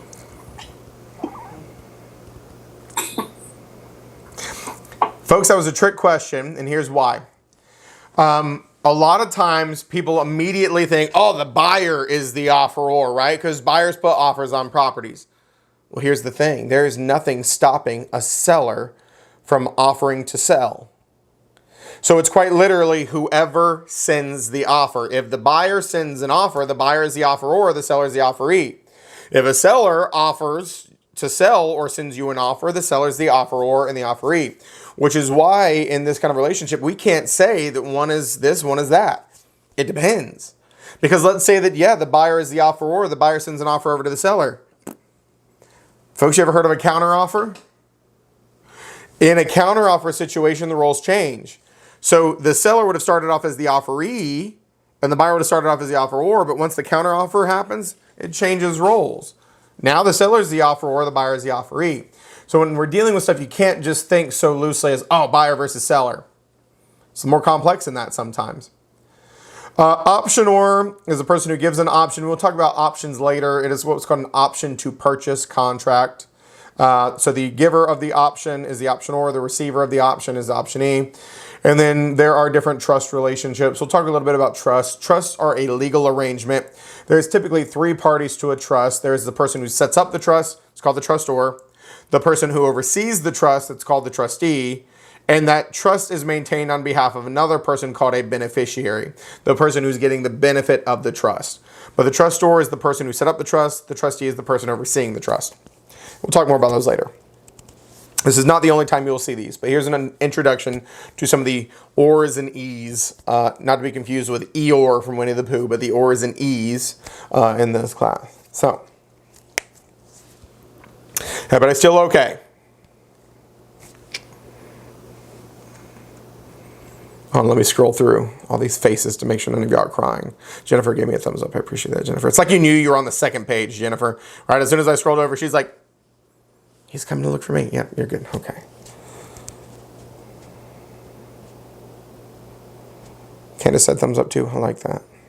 So, I have a quick question, sir. Mm-hmm. Does it pertain to the material? Yeah. Okay. Is the OR is just a person who offers first? Or, yeah. Just think of OR as give or, okay? Whatever it may be, it's the person who gave the thing. So an offeror is the giver of the offer, right? And so the offeree would be the receiver of the offer. So all of these are based on very specific documents. Mortgages, devises, grants, or titles, if you will. So or is always give or. And then E is the person who receives. So I would say or is the giver and E is the receivee.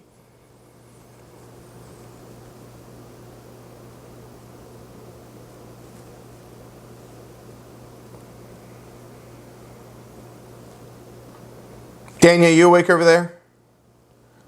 Thumbs up. Okay, just making sure. So I'll just chime in for somebody who took the class before and took the test.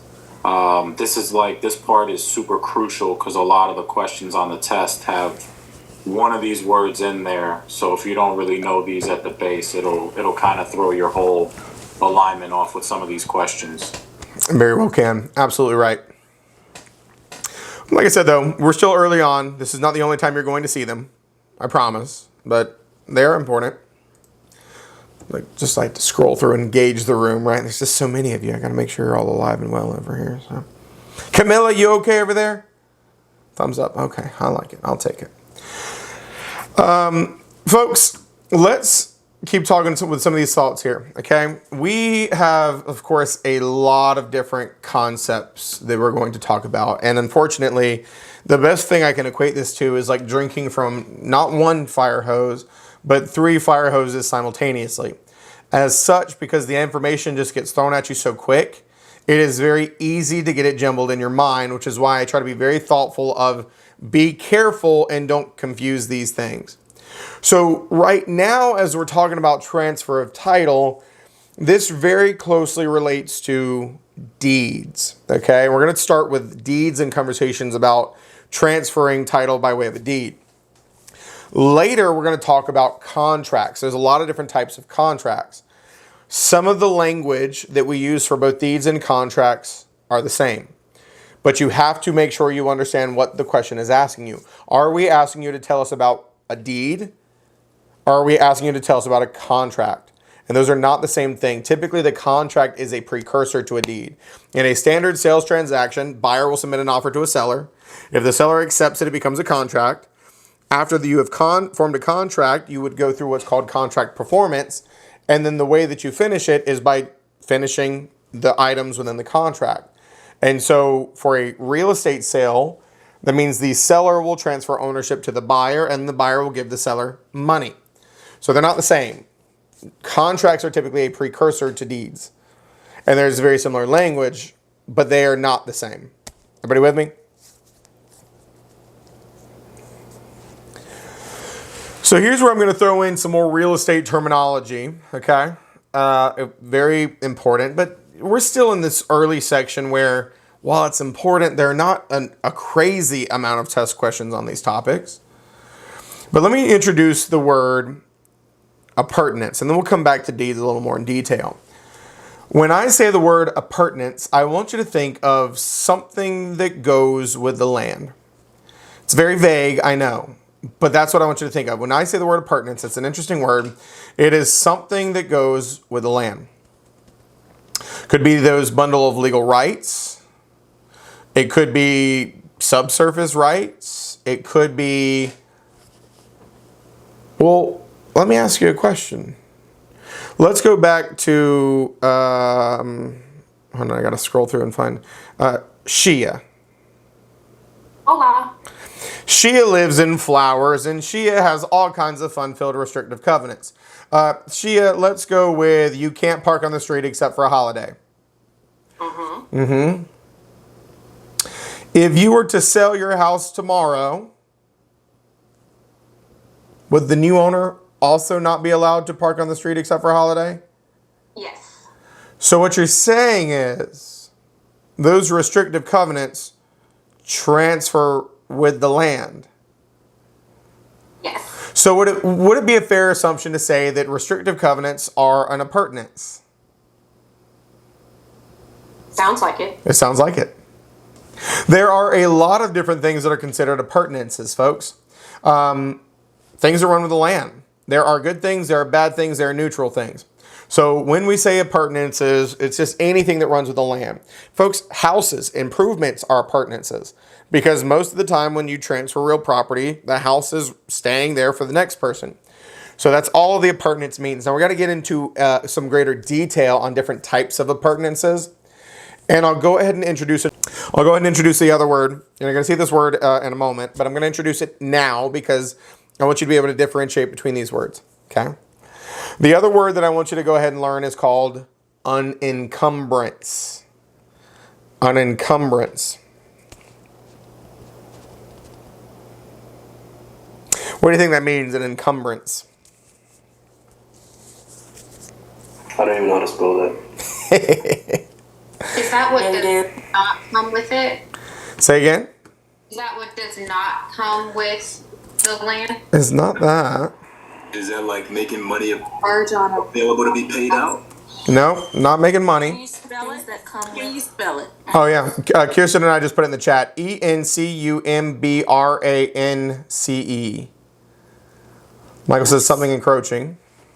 So you can also have when it's like the power company comes to do something on your property, they have an encumbrance, correct? Is that that is a very specific type of an encumbrance. Yes. Yes, called an easement. So yes. Is it something that diminishes the value? That's too specific. So let me help you out here. Y'all are all kind of teeter-tottering on it, folks. All an encumbrance is a limitation. That's all it is. Well, let's go back to Shia's property. Can we agree that her property has been limited where you cannot park on the street? That's an encumbrance. So some appurtenances are encumbrances as well. Okay? Because some appurtenances, well, folks, mineral rights are not an encumbrance, are they? There's nothing bad about having having the mineral rights. Okay? So not all appurtenances are encumbrances. But an encumbrance is something that limits the use of the property. So restrictive covenants are an encumbrance. Now, you'll see that there are several different other ones, like encroachments and easements and things of that nature. But separate those in your mind. An appurtenance is just something that runs with the land. And so a friend of mine would always teach it as the fleas come with the dog. If you want the dog, you got to take the fleas. Now, I don't necessarily love that analogy because fleas are always bad. Appurtenances are not. If we're talking about encumbrances, most encumbrances are appurtenances. And I'll shine some light on that more in just a second. I know it sounds like I'm speaking a different language because I just keep repeating this stupid word. But it's an important word. So an appurtenance is something that runs the land, could be your water rights, could be your subsurface rights, could be your improvements, good, bad, or otherwise. It's things that are part of the land now, and whoever owns it next will probably be part of it. Now, the last note here says these are forever in most cases. And so let's go back to this example that I keep using. In Shia's neighborhood, when do you think that people will be allowed to park their cars on the street? Aside from holidays. Aside from holidays. I mean, all the time. Never. Never. And that's the point, folks. These, in a lot of cases, appurtenances are forever. Now, sure, there is some legal discussion happening in the world right now of, okay, shouldn't there be a statute of limitations on some of these because these developers have been dead for hundreds of years? But that's not part of this class. So in most instances, these appurtenances are forever. Most. I'll give you a couple examples down the road of when they're not. So good, bad, or otherwise, these are things that the new owner has to deal with. They either get the benefit of whatever this appurtenant is, as if it's a good one, or they get the detriment of it being a bad one. That's all an appurtenance is. Something that runs with the land. What you got, Celicia? So would that be similar to like an in-ground pool? Or like constructing an in-ground pool? That would be an appurtenance. You're not taking that out, are you? No. That's an improvement, right? An in-ground pool is an improvement. And improvements are absolutely appurtenances. No. What you got, Bo? As a appurtenance says on the exam, only improvements as permanent. So it's cannot allow the car parking. That is not, right? No, that is an appurtenance. An improvement is an example of an appurtenance. And so on the exam, if it asked for, what this is trying to say is if it asked for an example of an appurtenance, a house would be an appurtenance because it is something that is attached to the land and as such would transfer with it. But that's not the only appurtenances that exist. Your subsurface rights are an appurtenance. Your restrictive covenants are an appurtenance. Encroachments, easements, all of these are considered appurtenances because they run with the land. But not all of them are encumbrances because an encumbrance is some type of limitation. That makes sense? Okay. And we're going to talk about some more examples in just a moment. What you got, Alex? So just to get this correct, so an appurtenance is, let's say you add a fence in your house, that's part of an appurtenance, but it's also an encumbrance because it limits the house, right? No, a fence is not an encumbrance because it has not limited the future. I mean, it's a benefit. It would be hard to argue that that is limited because if you put a fence up, the next owner can just tear down the fence if they don't like it. Okay. Yeah, so I'll give you some examples of what would be encumbrances more in just a moment. But a fence is just an improvement and an appurtenance that would probably transfer with it. Yeah. So, as I said, attached buildings are appurtenant, subsurface rights, air rights, mineral oil and gas rights specifically. Folks, leases are appurtenant. So we're going to talk a lot more about this in a later section, but let me go ahead and tell you something about leases. There are, federally speaking and especially state speaking, a slew of tenant protection laws for residential tenants, a lot. And so let's go back to what we were just talking about before, where somebody has severed their right of possession and they've given it to a tenant. Well, owners, should I say, retain that right of disposition. So let's say that Leighton has a 12-month lease on a house. And 1 month into his 12-month lease, Fabiola, his landlady, whatever we're going to call you, Fabiola, she decides she's going to sell the property. She can. She has a right of disposition. But she's not allowed to terminate Leighton's lease because there are tenant protections. And so when she sells that property, that lease is an appurtenance. The new owner has to continue to let Leighton live there. Does that make sense? It would run with the land. It would have to be finished out. So restrictive covenants are also appurtenances. Now, I'm not clarifying all of the ones that are also encumbrances. I just wanted you to keep that word separate in your head. We're going to get more into the encumbrance level in just a moment. So when I say appurtenance, the only thing you should think as a generalization is what? Forever. Forever and? Improvement of the land. Runs with the land. Runs with the land. The generalization is something that runs with the land, typically forever. Typically forever. So let's get a little more specific on these different types of appurtenances. Okay? Fixtures, water rights, air rights, subsurface rights, deed restrictions, all these are types of appurtenances. I'm not necessarily going to go in this order. We're going to actually start with the water rights first. Okay? Folks, can we all agree that we as humans love properties with water, don't we? We like the beach, we like rivers, we like lakes. We're too stupid to stop living there even though it's probably going to flood because it's pretty. Well, it's important to know when you have a piece of property that abuts a piece of water, whether or not you own into the water. It's kind of important. So let's talk about these water rights. When we're dealing with water rights, we break them into two mainly testable categories in North Carolina.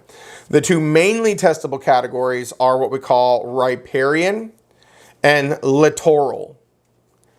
Not to be confused with literally, it's littoral. Right there on the screen, Littoral, littoral. Now, there's also something called the doctrine of prior appropriation. We don't recognize that in North Carolina, but I throw it in here because you may see that term on the national test. I doubt it, but maybe. So when we're dealing with riparian and littoral, the easiest way, and there's a little more complexity, so nobody come at me yet if you have a different interpretation, but the easiest way to think about riparian versus littoral, really and truthfully, littoral involves bodies of water with a tide. Things that are affected by the moon or gravity. Okay? Oceans, bays, sounds, things of that nature. Now, before you come at me, some study material will include really large lakes into littoral. Some will group them into riparian. It shouldn't really come down to it on the test. Just be careful. More often than not, littoral is bodies of water with a tide, meaning affected by gravity and the moon, not by rain. Yes, rivers have high tide and low tide, but it deals with rain and water flow, okay? That's the way to think about it. Littoral is bodies of water with a tide, riparian is everything else. So let's take a deeper dive into riparian, okay? Like I said, don't freak out because lakes are on here. Small lakes typically grouped into riparian. Large lakes typically grouped into littoral. Shouldn't come down to anything on the test. Don't let it offend you. So when we're dealing with riparian rights, we actually have to divide it into two deeper categories. Okay, so we're dealing with all bodies of water that do not have a quote-unquote tide, but we can all agree that that's pretty broad. Rivers, lakes, streams, creeks, all kind of work differently. Ponds, let's throw ponds in the mix. So what we basically have to do is we have to divide these into what we call navigable versus non-navigable bodies of water. Here's the way I want you to think of it. Your driveway versus the highway. Just because you can put a car in your driveway doesn't make it navigable, does it? You're not going nowhere. And so who owns your driveway? You do. You do. So when we're dealing with non-navigable bodies of water, you can and do own the water and the land underneath the water. So now let's talk about I-95. When you put your car on I-95, who owns I-95? Everybody. The public, the government, everybody. And that's exactly how we categorize these, okay? When you are dealing with non-navigable or small bodies of water, the individual property owner is said to own into the water. If you are dealing with large, what we would call navigable bodies of water, you do not own into the water at all. Let me give you an example of this, folks. When you, or have you ever gone kayaking or tubing? So Lisa's like, nope, pass. Yeah, a lot of us have, right? Folks, what do you see on the side of the river when you go kayaking or tubing? Typically. Don't say trees. It's too obvious. The high water mark. Well, you do, but what else do you see? Rocks. Water. And Houses. Thank you, Vincenzo. Houses. Houses. Folks, I almost always see somebody's house on the side of that river because I told you, people love to live on the water. Here's the point I'm trying to make, folks. When you are in a river that is deemed a navigable body of water, while you're floating down in these people's backyards in that river, you're not trespassing. Why? Because they don't own the water. If it is deemed navigable, they only own up to the water's edge. Once you're in that water, it's public. They can't stop you. If you get out in their backyard to take a tinkle, that's trespassing and indecent exposure. Okay? Just keep that in mind because they own up to the edge of the water if it's navigable. If it is deemed a non-navigable body of water, a pond, a creek, anything like that, you do own into the water. The most testable aspect for these non-navigable bodies of water, they love to test you on a property that looks just like this, where there's like a creek or a pond or something in the middle. And so you would own this half of the pond or the creek, and this half of the pond or the creek would be Lot B's ownership. Okay, that's how they love to test it. You own into the center of the water if it's bordering your properties. What you got, Constantine? Okay, so I'm just thinking theoretically here. So say you own a property that's next to a navigable water and it's got like docks, like you have those docks as a part of your property. Could someone just like pull up their boat and just dock their boat right next to your property? Yeah. And that would be deemed like okay? So here's the interesting thing, because this question always comes up. When we're dealing with navigable bodies of water like this, they do have to file special permits because they have to get requisite permission to build into the public right-of-way. So technically that dock is over public waters, but because it starts on their property and goes out, it is intended for the exclusive use of the owner only. So you are not allowed to use somebody else's dock. They have to get, special permits to build it there legally, and it is for their exclusive use as the adjoining property owner, and they have to pay for that. So, yeah, good question. Folks, let me tell you a little bit about myself, and the reason I'm telling you this is because it makes really good for examples throughout a lot of this class. Some of you may know this, and some of you may not. I own a second house in Georgia, and I own 82 acres on that property in Georgia.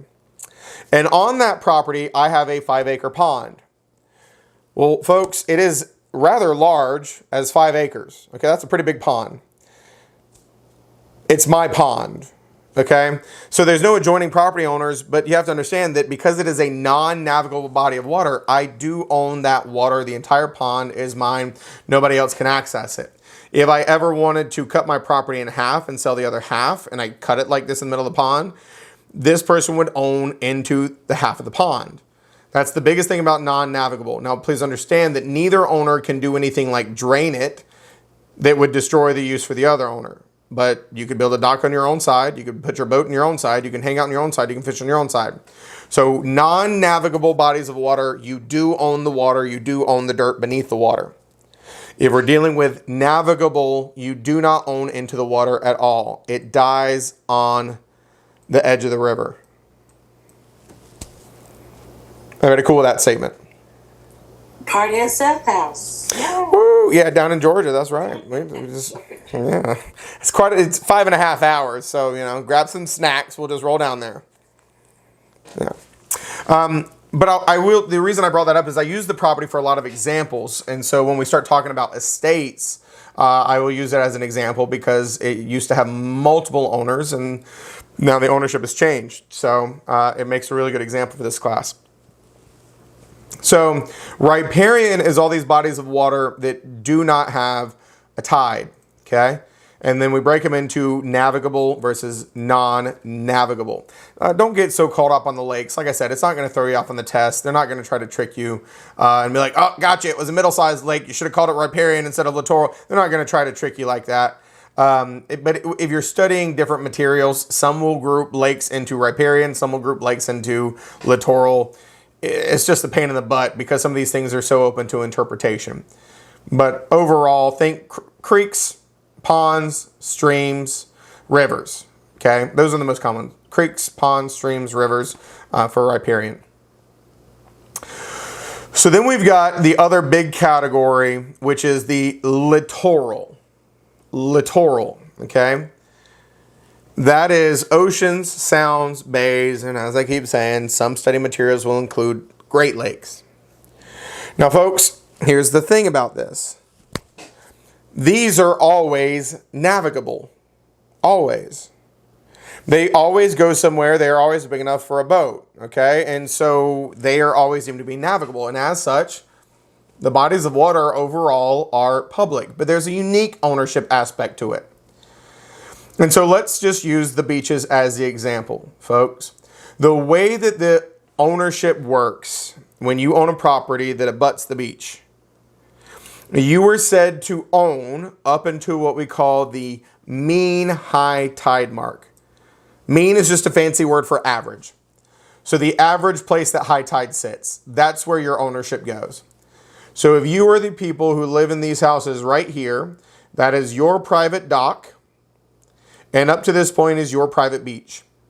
But you cannot stop anybody from sunbathing right here. Neener, neener, neener. You know, like that little person, they are sunbathing. Because they are on public property. The area between the mean high tide mark or the average high tide and low tide is called the foreshore. Once again, not to be confused with for sure, it's foreshore. So all of this is public between the average high tide and low tide. Of course, if it was at high tide at the moment and this was all private beach, you should be over here at the public access. Right there. Because otherwise you'd technically be trespassing. Now, folks, please understand that none of this in this class is considered advice. And you should not go out and test these theories. Because the fact of the matter is most people don't know what they do own or don't own, and you don't want to end up with extra holes because you wanted to test and see if you could go on somebody's private beach at low tide. So take this as a testable material, not a advice on how to go out and try to pee into the wind to see what's going to happen material.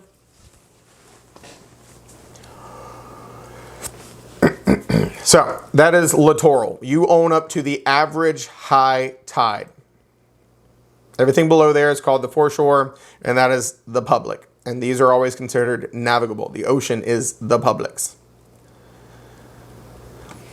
So let me throw the last one in the mix, and it's really just a mention only. Oh, I'm sorry, Michael, what you got? I threw that up last second. I was just curious, do the owners in the part of the foreshore for these beach properties, I know they don't own it, but do they have any responsibility to like clean it up or anything? Like, do they have any of those kind of like responsibilities in that foreshore? No? Okay. Nope. Not typically.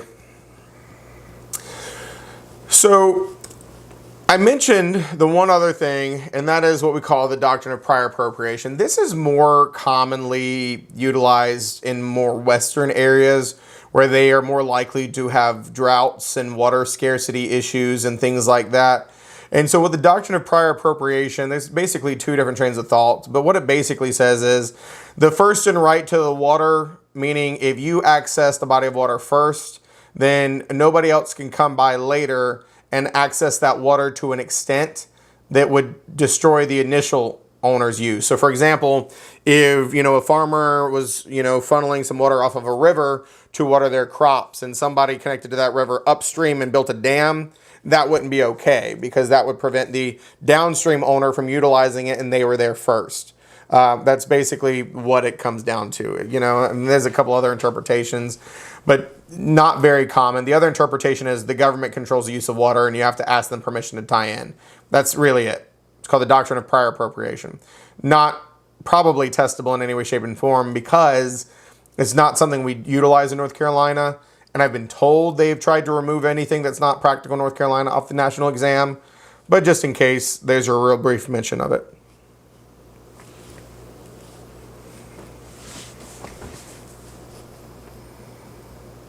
So, while we're talking about water, let me throw one more thing into the mix. This is vocab only, folks. Not crazy testable vocab, but vocab only. There are these 4 pieces of terminology that you could see on the test, okay? I'm going to try to give you tricks to help you remember them, but there's really no good ones overall. So let's start with, and these are all effects from water or similar features on land. I told you land is indestructible, but that doesn't mean that it can't be changed. So accretion, I want you to think like a credit, okay? A CRE, credit. So an accretion is a increase in soil being deposited by water. This can happen from, erosion happening upstream and then deposits of soil happening downstream. And so basically you end up with an increase in soil because of deposits being put there from a moving body of water. It's called accretion. You don't need an example. You don't need to know any more than that. It's just vocab. Reliction is basically when water disappears and exposes more land. Let's go back to my pond. Folks, if I was to drain my 5-acre pond, aside from it being mucky and messy, what would I end up with? There you go, Tara. More land. And that's exactly what this is. If you were to dam up a river and it was no longer being utilized, it would increase the amount of land that was there or soil that was there because that water has been dissipated. It has receded. A couple different ways this can happen. Yet again, you don't need examples. You just need to know that reliction is the water disappearing, which exposes more land. Erosion you're familiar with. Think the Grand Canyon. Over millions of years, the Arizona River or whatever it is out there has eroded the big old channel that is now the Grand Canyon. Folks, erosion is very gradual.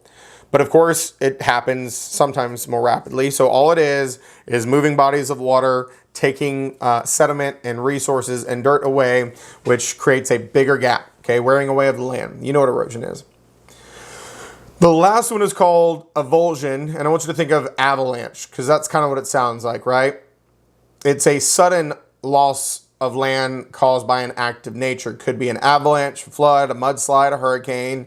And so when we're dealing with these types of things, typically you are allowed to restore your property lines. So let's think of a beach, for example. If a hurricane or a tsunami came through and just took off half your property on the backside of it, a lot of times you have, and I'm trying to think of the word for it, you're not going to need to know it, but basically you have the right to restore your property line to where it was under most circumstances. Your property line didn't change even though the land may be gone. That's it. Just vocab. Flashcard stuff.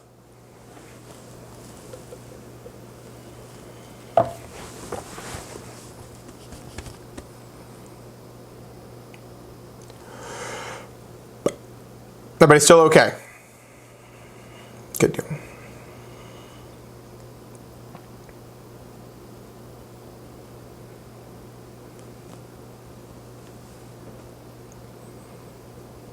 Sometimes I'll just sit silently. It makes you feel awkward and weird. You're like, was there saying something? Did I forget something? All right, just make sure you're live out there. Because you panic when I'm quiet. If I'm talking, you're fine, right? Like, okay, the man just keeps talking. He doesn't even breathe. But if I'm quiet, you start feeling a certain kind of way.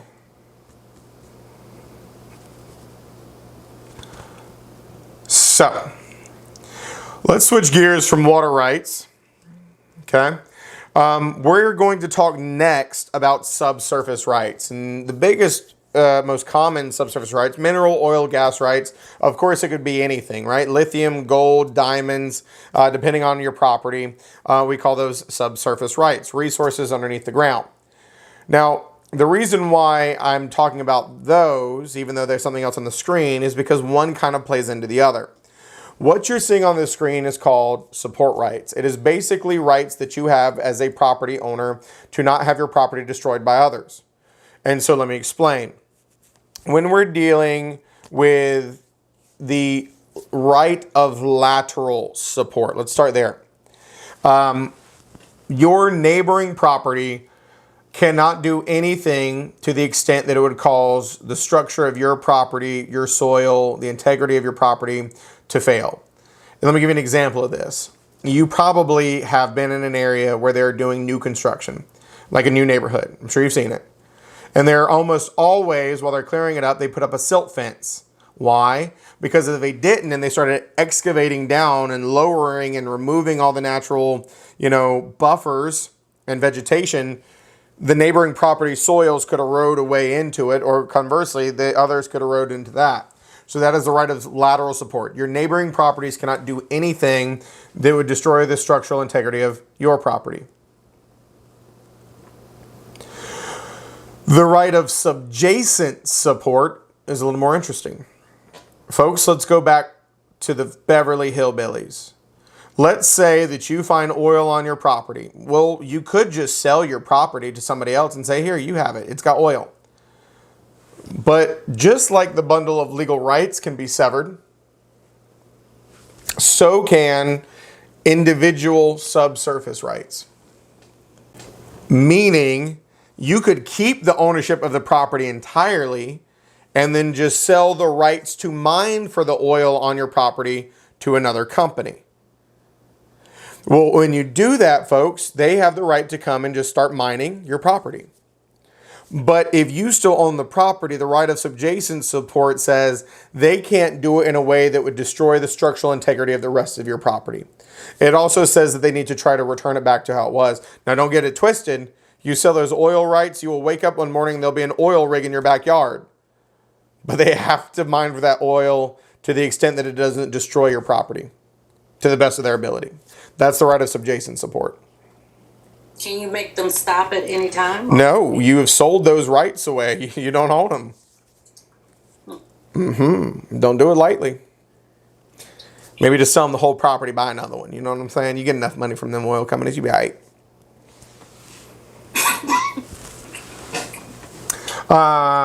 What you got, Shia? So does something like that apply for, how you're talking about digging and things like that? Like when they put fiber out in your neighborhood or something like that, how does that work? Because you technically didn't give them the right to do it, but can you stop them? Or is that special? That basically comes into an easement, which we're going to talk on a little bit. It's what we call a utility easement. And I'll tell you why, Shia. If I offered you a really pretty house at a really reasonable price, you might be enticed to buy it. And then I go on to say, but Shia, here's the problem. It ain't got no water. It ain't got no electricity. It ain't got no internet. Okay? Ain't got no septic tank. Do you still want that house? No, thank you. No, thank you. And so as much as we don't like these utility companies coming in and putting these lines, folks, developers give these rights to these companies to be able to come in here and access it forever, because none of us would want the house if it didn't have utilities. And so it's just a necessary evil. We don't like them digging up our yard to provide. I'm not switching to fiber anyway. I don't like this. Get out of my yard. Tough cookies, right? They have that right because the developer who owned it before you said they could. And the other piece is it sometimes falls into what we call the public right-of-way anyway for that access point, which is up at the front of the property. Of course, sometimes they do go into your property, but necessary evil, as they say. So subsurface rights are exactly what they sound like. The rights to anything below your surface, okay? Because remember, the land says you own everything below. And so as I've been saying, lithium, oil, gas, minerals, gold, diamonds, sulfur, a lot of different things get mined. And you can retain those rights and transfer them as an appurtenance, or they could be severed, which means that they would not be. So folks, here's the use of that word appurtenance. If you severed the mineral, oil, and gas rights to an oil company and then went around and sold the property, the oil and gas rights are not an appurtenance that you are transferring. It's not running with the land. The fact that it's been severed is an appurtenance, right? The knowledge that it's been severed is something that you have to deal with. But you can never get these things back if you've given them to somebody else, unless you end up buying them back or something like that. So let me throw one more thing into the mix because it's a little abstract. And then, well, actually it's close enough. Go take a break. Come back at 8:40 and then I'll throw the abstract thing into it. Whoop, whoop. Finger guns.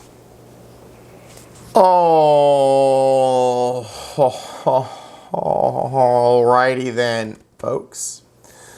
8:40. Work your way back. Get your cameras back on.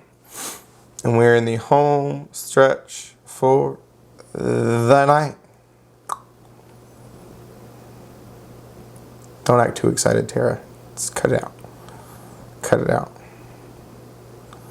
This is the highlight of my day, getting to hang out with you folks and teach y'all real estate. Don't be so quick to leave me. Okay? Lord. Hurt my feelings. Sensitive.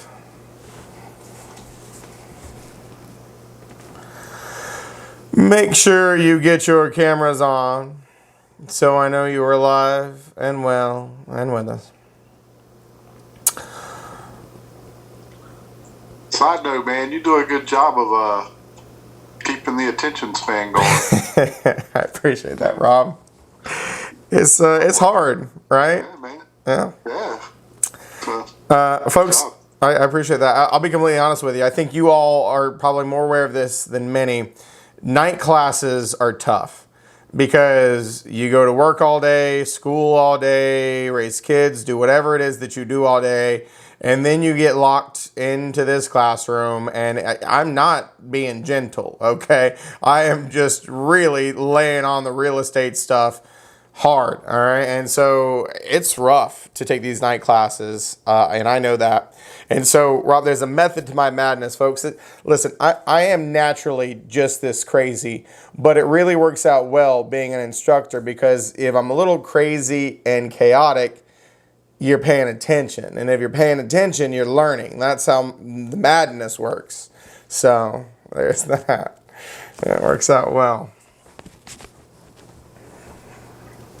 Found your niche. That's right. It just works out perfectly. It should be, as I said before, it should be illegal to enjoy your job as much as I do. I don't even feel like I'm working, folks. I do this for funsies. No, don't get me wrong, I pay myself, but I do actually enjoy teaching you folks this stuff. So, but I know y'all are in the hard seat, right? Because you had to pay to be here and have to sit in it. But silver lining, it opens a lot of doors when you get that license. So just gotta tough it out. We'll get you there. Is it too early to be getting calls? Because somebody left me a voicemail. You said that yesterday, and then today I had a voicemail. So. Oh, yeah. No, it's not too early. Like I said, consider it flattery, folks. I mean, you know, it's good to be wanted. And, of course, I told you they're going to reach out to you, and they're going to try to talk to you. And give them the time of day, you know, hear them out. You know, you never know what kind of doors it could open for you. But yeah, I didn't quite necessarily think that you'd be getting them on day 3.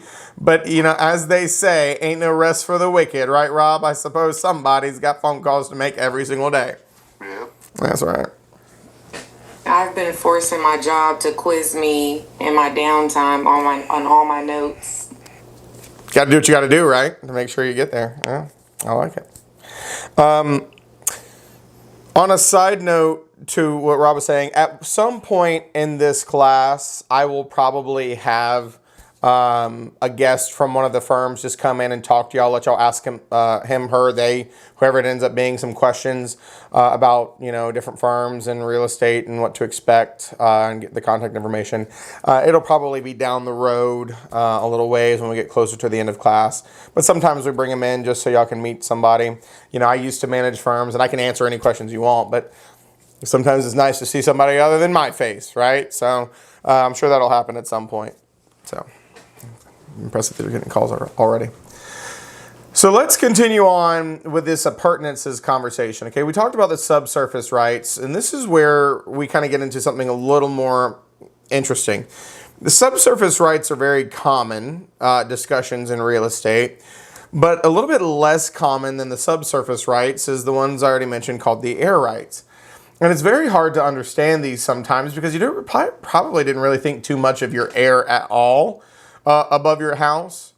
But basically what we're saying is, well, you can utilize your airspace, but yet again, that's kind of restricted by the government. Let me explain. Folks, just like you can't build a restaurant in your neighborhood, you can't build a 72-foot skyscraper in your neighborhood. Zoning says you can't. So while you do own that air, sometimes public and private land use controls restrict them. But this is a prime example of why air rights matter. I want you to take a look. This is actually a very common kind of setup in some beach communities. You've got this hotel or whatever this is right here on the beach, and they own this lot.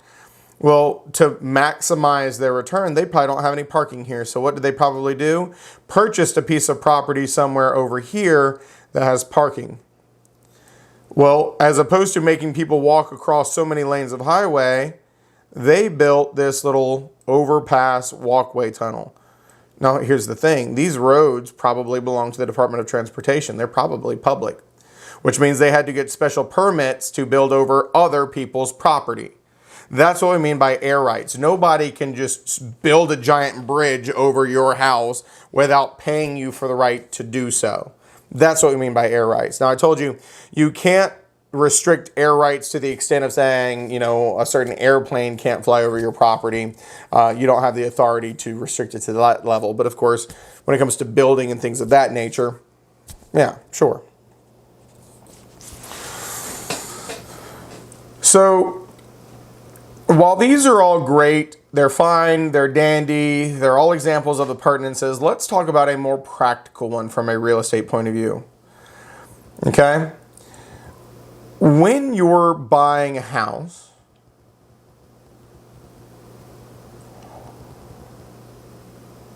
Michael says Disney restricts flights over their airspace. Let me recant my previous statement. With enough money, you can do whatever you want, Michael, but the rest of us ain't got that kind of money. So there's that. So let's go back to the discussion of real property versus personal property. Folks, it's a very important discussion to have because while some of these things are obvious that it's real property or personal property, there are some other things that are not so obvious. Why does this matter?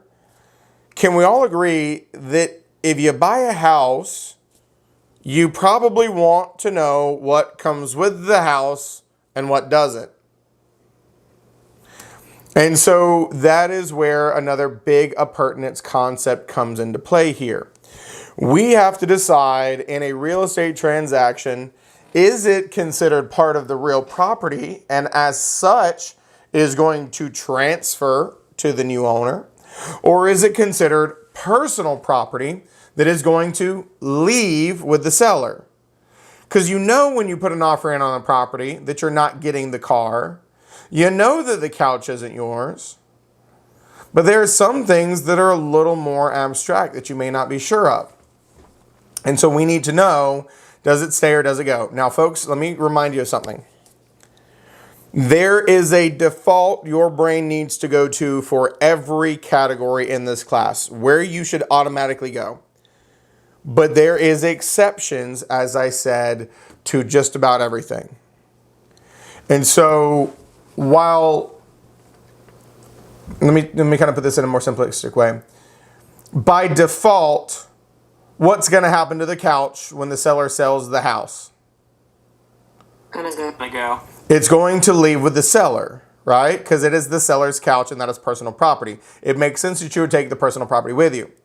Well, folks, there are things in the house that are supposed to stay. Let's just use kitchen cabinets as an example. Wouldn't it make sense that those kitchen cabinets stay for the new owner? Yeah. Yeah. And so the default is certain things are considered part of the real property and should default to staying. And then personal property should default to leaving with the seller.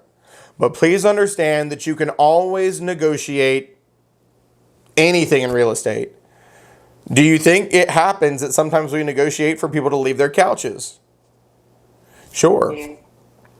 And so what this ultimately comes down to is we only need to talk about personal property in a sales contract if we want that personal property to do the opposite of what it's supposed to do. If we all understand and are okay with the couch leaving with the seller, do we need to say anything about this couch? No. No, because we all know it's personal property. The only time we would mention personal property in a sales contract is if we want it to stay for the new buyer. Conversely, the things that are considered part of the real property default to staying. So do you think that we need to mention these default to staying items in the sales contract? No. So when do you think might be the only time that we're mentioning them in a sales contract? As if they're staying. Well, no, the fixtures are supposed to stay. So when would we mention them in a sales contract if we want them to do what? You want them to take them. Personal property. If the seller wants to take them. They should stay, but the seller wants to take them with them. So when we deal with this, it's pretty obvious, right? Certain things are personal property. Your car, your couches, your clothes, your desks, your cats, your knickknacks, your paddywhacks, your give dogs a bone, whatever the hell you want to call personal property, you get to take that with you. So here's where that word chattel comes into play. Okay, there are two words that are vocabulary words that mean the same thing as personal property. One is chattel. It just one of those crazy words that you have to know. Now here's a good way to remember it. Chattel sounds like cattle, and chattel by definition is movable personal property. Camilla, don't you judge me, okay? Listen, we got lots more days of class left, okay? You just have to accept it and embrace it, Camilla. Just accept it and embrace it, all right? Movable personal property, you're welcome. That's chattel. It is also called personalty. Those are both words for personal property. Your car is chattel, your couch is chattel, your clothes are chattel. All those things are also personalty.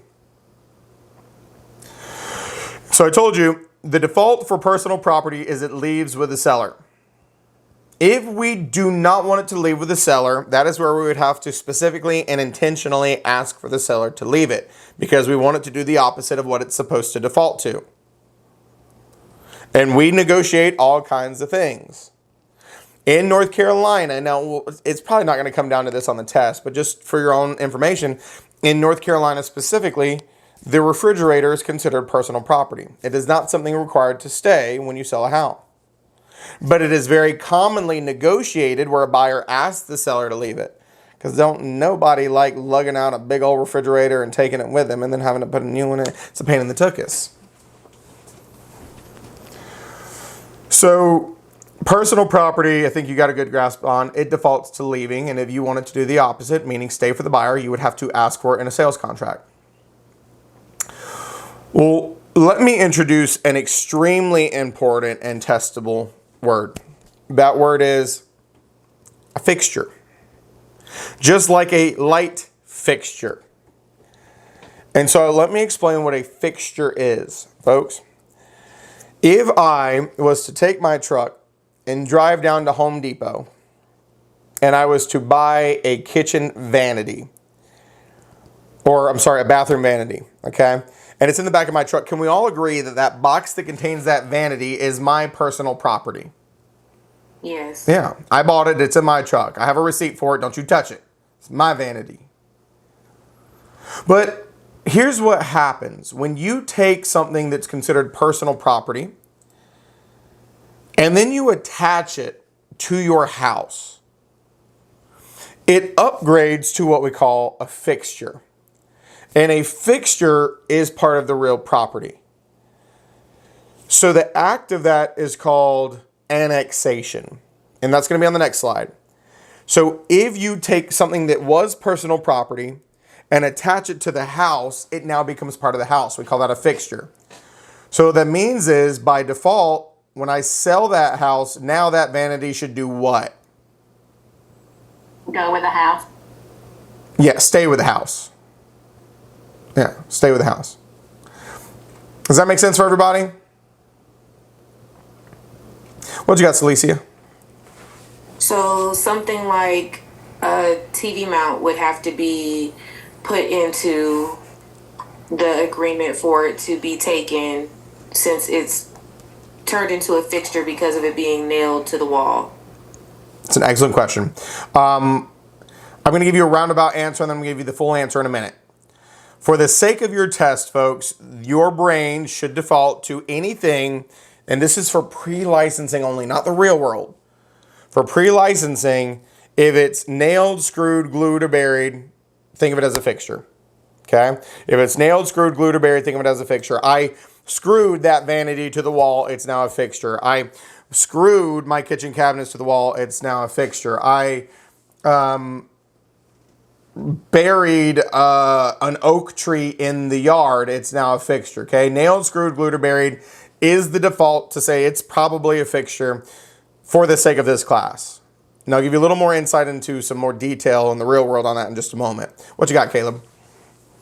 Okay, so like complete hypothetical here. What if would a, just for example, would a garage door opener, like clicker, be considered a fixture? Because you can buy one at the store, and it's not, when you attach it to your house, it's not physically being attached, but it is still technically kind of attaching to that specific garage to your real property. Yeah. Excellent question yet again. You are asking very advanced questions, so let me go ahead and help you out here. For the sake of your class, it's nailed, screwed, glued, or buried. However, in the real world, it would be asinine for us to just leave it at that, because there's too many complexities and intricacies in the two that y'all just pointed out, right? TV mount and garage door opener. Well, folks, in the real world, let me show you this. I'll just skip forward for a second. There's a list. We have very thoughtful lists written into our agency contracts between us and the seller on what is by default considered a fixture. And then we also have the same list in the offer to purchase and contract. And so if you look right here, surface mounting brackets for television and speakers. So the mounting bracket, Celicia, is a fixture by default in North Carolina because our contract says so. Caleb, if you look right here, garage door openers. So, and this is slightly, I think, no, that might be the updated version. Maybe they've changed. So it's more complex in the real world. We have an actual list. But for the sake of your test, nailed, screwed, glued, or buried, it's a fixture. Now, don't get confused, though. Fixture means, by default, it's supposed to stay. So all it takes for it to not stay in the house is a negotiation between buyer and seller. So let me just pick an example here, folks. A Ring doorbell is actually a fixture in North Carolina. Now, it's not going to be in our test, I promise, but I just want you to understand this concept because it talks about traditional and smart versions. So it says doorbells and chimes right here. So if you are a seller and you don't want to leave your Ring doorbell, all you have to do is come to an agreement and put it in the contract that you are allowed to take your Ring doorbell with you. So that's what I told you. Even though it's a fixture, if you want it to do the opposite of what it's supposed to do, you would name it in the contract to do the opposite. Otherwise, it's going to default to staying. Same thing with personal property. It's going to automatically leave the seller unless you put it in the contract that you want it to stay for the new buyer. What you got, Shia? So, and if you're unsure what it falls under, you can always just put it in the contract and say we do and don't, right? Because I know when I sold my house, I have to keep my cat wall. Absolutely. If you're unsure, because we can all agree that this is a pretty detailed list. Does this hit everything? Absolutely not. When in doubt, write it out. In the real world, that's what it comes down to. Folks, this is one of the biggest aspects of our job when you actually get your license. is making sure that your sellers know what's supposed to stay and what's not, so that we can have conversations and negotiate if they want to take stuff with them that they don't want to leave. Big part of our jobs. But once again, for the sake of pre-licensing, this list is not going to be your main focus. Just know that if it's nailed, screwed, glued, or buried, probably a fixture on the test. And a fixture is part of the real property and defaults to staying at the house. If it's personal property, aka personalty, aka personal chattel, it leaves with the seller. So I know some appliances, like for instance, the refrigerator, like microwave, things like that are built in. Obviously, like the washer dryer would be an example of something that's not a fixture, but gets negotiated into the contract a lot of the time. Yeah. Refrigerators are considered, like freestanding ones, right, are considered personal property. Of course, built-in custom ones, sometimes it can be considered fixtures. But yet, refrigerators, washers, and dryers are by default personal property in North Carolina, but they're also very commonly negotiated to stay in the house. But that's not the default. You have to negotiate that. You have to state that it's going to do the opposite of what it's supposed to do. Because if we're all okay with it leaving, we don't need to mention it. That just means that, we all know it's personal property, it's going. And we'll get into some more detail on this, of course, when we get into the sales contract and start talking about what these actual negotiations look like and things of that nature. But a general understanding of what's real property versus personal property is paramount. What you got, Bo? So what if I have the tool like shadow in the backyard? Is that considered a fixture for the house? A shed? Yeah, like I built a tool. A tool shed. Yeah. So for the sake of this class, it would come down to nailed, screwed, glued, or buried. But for North Carolina, Bo, if you look right here, storage shed utility building, it's a fixture. Doesn't mean you can't take it. It just means that you have to negotiate taking it, because it should default to staying at the house, right?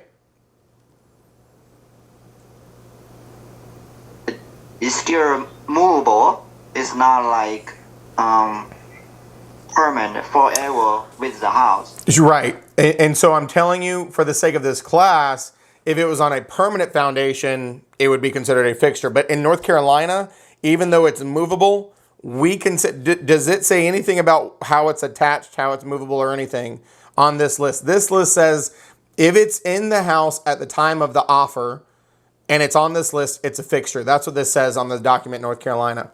And so a storage shed, utility building, in any way, shape, or form, no matter how it's attached, defaults to being a fixture in North Carolina on our contracts. Got you. Yeah. Okay. Mm-hmm. So I told you, if you take personal property and then attach it to the real property and it becomes a fixture, that act is called annexation. Annexation is to attach something to or to make something a part of. That's what annexation is. Conversely, if it's something that is a fixture that you want to take with you, let's say in that example that Bo and I were just talking about, a shed. Well, in North Carolina, by default, a shed was considered a fixture. If we wanted to sever it, that is turning it back into personal property that can be taken. It sounds so formal, but all it is the parties agree. Buyer says, yes, it's okay, Mr. Seller, you can take it with you. That's all it comes down to. Severance is just saying, I'm okay with you taking it even though it's a fixture. And so then they will remove it and take it with them.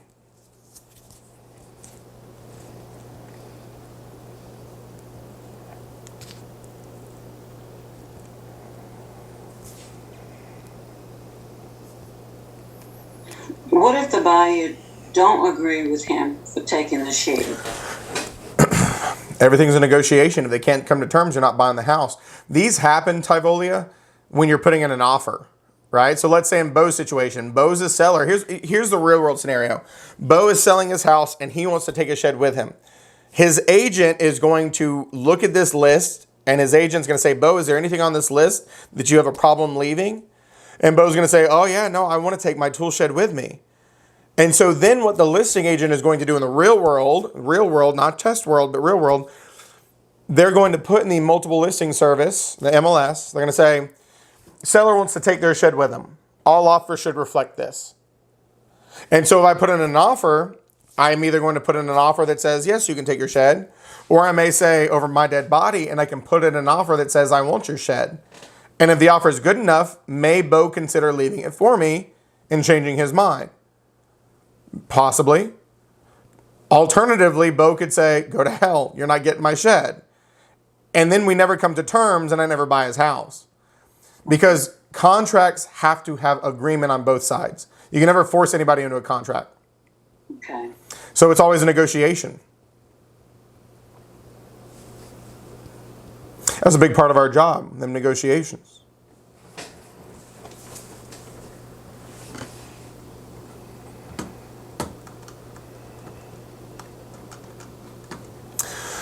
So annexation is taking personal property and attaching it to real property, making it a fixture. Severance is severing it. Folks, severance as in to sever, okay? Severance is in to sever, to remove it from the property. Those are vocabulary words you need to know. Generally speaking, from a national point of view, they're not going to get into crazy specifics. So that's why I keep telling you for the sake of this class, nailed, screwed, glued, or buried, probably a fixture. But of course, if we were dealing with like a North Carolina specific question, they may get into some detail. I don't think they're going crazy hard on the specifics from a North Carolina point of view. I do want to, of course, provide an exception because didn't I tell you this class is full of exceptions? We have very few absolutes. Didn't I say that? So here's another one of those exceptions. Folks, I said buried. Well, there are a couple of different types of buried.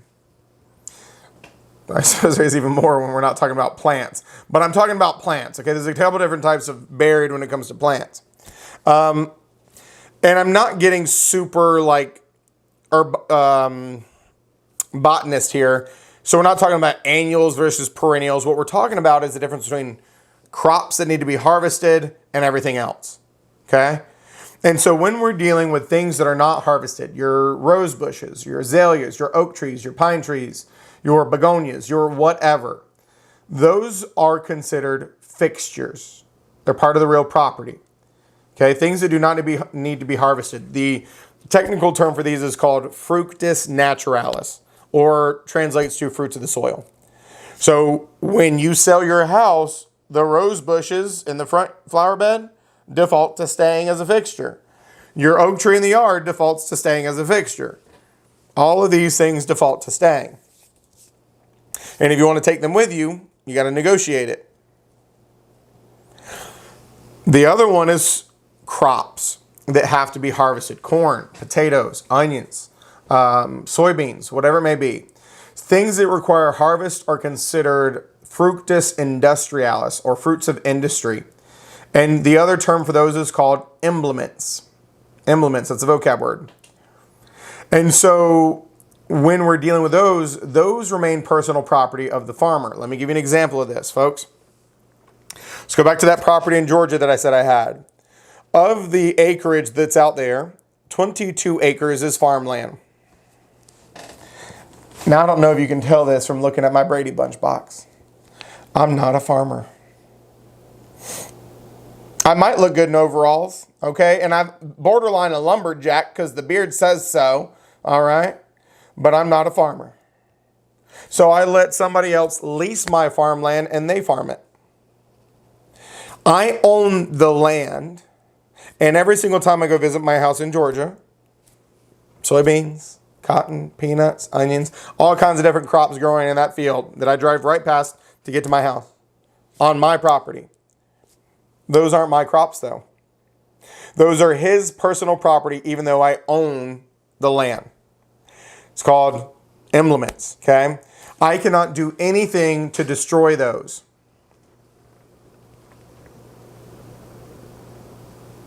So same thing too, if you were to, let's say I was to sell off my house and all that property, the next person who owns it would also have to respect that farmer's crops and let him come back and get them. Those are his personal property. And once he finished that out, then they could say, okay, no more. Mike, you saying Amish? I look Amish? I need technology, bro. I can't do that.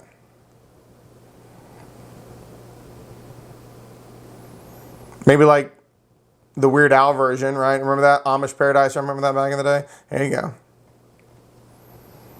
I could see it, right? You just give me a big black hat, right? We can make it work. I like the axe better. Just wear the plaid, Mike. I'm wearing the plaid. That's what I'm going for. What you got, Candace? So if you were to do the farming, then you could have say-so over it when selling the house, but because you don't do the farming and the other person does, then when you sell the house, you don't have no say-so over that. When I sell the property, it's kind of like a lease, right? He leases the land for me, so the next owner, because it is their personal crops, their personal property, they can't just terminate that lease and then destroy those crops, because that'd be like me coming into your house and like crushing your strawberries because I can, right? That would be trespassing. It'd be illegal. It'd be a problem. So because I have this lease agreement, when I sell the property, the next person, it would still be their problem until the farmer finishes up. Now, of course, if they were my crops, that would be my personal property. And if I said, I don't care what you do with it, that's a completely different story, right? Yeah. You're making me dizzy. Hands going up, hands going down. Kirsten, did you put your hand down on purpose, or? Yeah, well, Oh, you muted back. you kind of answered it just then. My question was, if I'm bringing a buyer and you are the property owner and the farmer, they can make an offer for everything because you are the owner and you're not a tenant farmer. So I think you kind of answered. Yeah, absolutely. And let me give you another big example of this. Folks, I talked about subsurface rights, mineral rights, but one of the other big things is timber rights. If you've got land, the biggest mistake that a lot of people who own land make is they sell the land as just land. There are really smart investors out there that will go out and buy big old parcels of land for a good price because people are uneducated, and they'll turn around and hire a logging company to come down and cut the timber and make half their money back on the entire property from just having the timber cut because the owner didn't realize that they had so much money sitting on there as a resource, which was timber. And so happens all the time. And when you own the land, you can sell it as more value from the timber. You could cut the timber before you sell it. When you're the owner, you have the full control. When you've got tenants on there, you don't have full control necessarily. What you got, Constantine? So I might be getting way too far ahead here, and stop me if I am, but it said on the slide that if it's planted by a tenant farmer, it's considered personal property. Is that just a general concept that if any fixture is done by a tenant, then it has to go with the tenants when they leave the property? Ooh, I see how you made that correlation there. That will actually be answered in the next slide. We'll table it because there's kind of a concept that you need to know about the relationship. But this would be true if it was a tenant farmer or an owner. It's still my personal crops. So like if I was an owner and I planted these, and let me give you an example of this. I used to work for a developer, and we purchased a big old tract of land that was farmland. And we could not start developing the new neighborhood on it until that farmer finished. So even though we closed on it, we owned it. The deal was, we had to wait until his final crop was finished and he harvested it. He was the owner and the farmer. But because that was his personal property, he was able to finish harvesting that crop. So this would be true of tenant or farmer, but tenant relationship does come into play, and I'll answer that on the next slide. Gotcha. Okay, yep. Thank you. What you got, Celicia? Okay, so also hoping that I'm not like confusing anything or jumping ahead or anything, but like what you were saying with the 22 crops or like the acres that you have and having someone else lease that in order to plant and farm it or whatever they plan on doing with it. Is that similar to the hold on, I'm trying to go back on my note right quick. Is that similar to subjacent support, like with not being able to like cut them off from doing what you basically allowed them to do in the first place? So there's a correlation there, but that it's not quite subjacent support. And so let me just clarify. Let's go back to the oil, which is a little more aggressive, okay? When you sell off rights, it only makes sense that people can access them, right? It wouldn't make sense if I said, Celicia, you can buy the rights to the oil underneath my dirt, but you can't get it. Are you interested in buying the rights to oil, but then not being allowed to access it? No. So quite literally, the right of subjacent support has nothing to do with your right to mine for the oil. Me selling you those rights gave you the right to do that. The right of subjacent support that just says, when you go do that, you can't destroy the rest of my property. That's all it is. And so, sure, that arguably could happen here in his farming escapades. He can't destroy the rest of my property. But because I am leasing that farmland to him, he's allowed to just farm it in whatever constraints of our lease agreement. Okay. Yeah. What you got, Dania? I'm gonna go back to fixture. I was wanted to ask, how would it work if you add like a attached personal item to like a rental house? Excellent question. Let's answer it. Folks, when we're dealing with these fixtures, of course, there is this default. But as you can imagine, we don't always clarify this to the umpteenth degree. Now, let me say this. This is one of the biggest and most important aspects of our jobs as real estate professionals, to make sure that we have such thorough conversations that there's no question about who gets what, when, where, how, and why. Okay? So now that I've said that, do you think there are times that sometimes these conversations get missed and they don't happen? Sure. Sure. And so that is where the total circumstance test comes into play. So let me emphasize that this is a legal test. What do you think I mean by legal test? Hint, hint, it's on the slide. It involves courts. It involves the courts. You know what that means? If your client is going to court for Judge Judy to apply the total circumstance test, you done messed up, Aaron. You did not do your job right because you didn't clarify something. And what this means is that the buyer and the seller are disagreeing as to whether something was a fixture or personal property. And it happens. And so when we don't clarify these things, as I said, Judge Judy gets to decide. And they utilize this total circumstance test, the acronym of which is IRMA. And this should answer both Dania's and Constantine's question. So IRMA stands for the intent of the annexor, meaning the person who did the attaching. Did they intend for it to stay? Was it supposed to remain there? The relationship of the annexor. Did the owner put this in place or did the tenant put it in place? Because going back to what y'all asked, folks, if you are renting right now and you buy a really nice high-end bougie fan that'll sing you Bluetooth music to sleep and it costs you $600 and you put it in your bedroom that you're renting, do you probably intend to leave that for your landlord? No. Can we all agree that the old fan's probably crammed into the back closet and you're just going to replace it when you leave?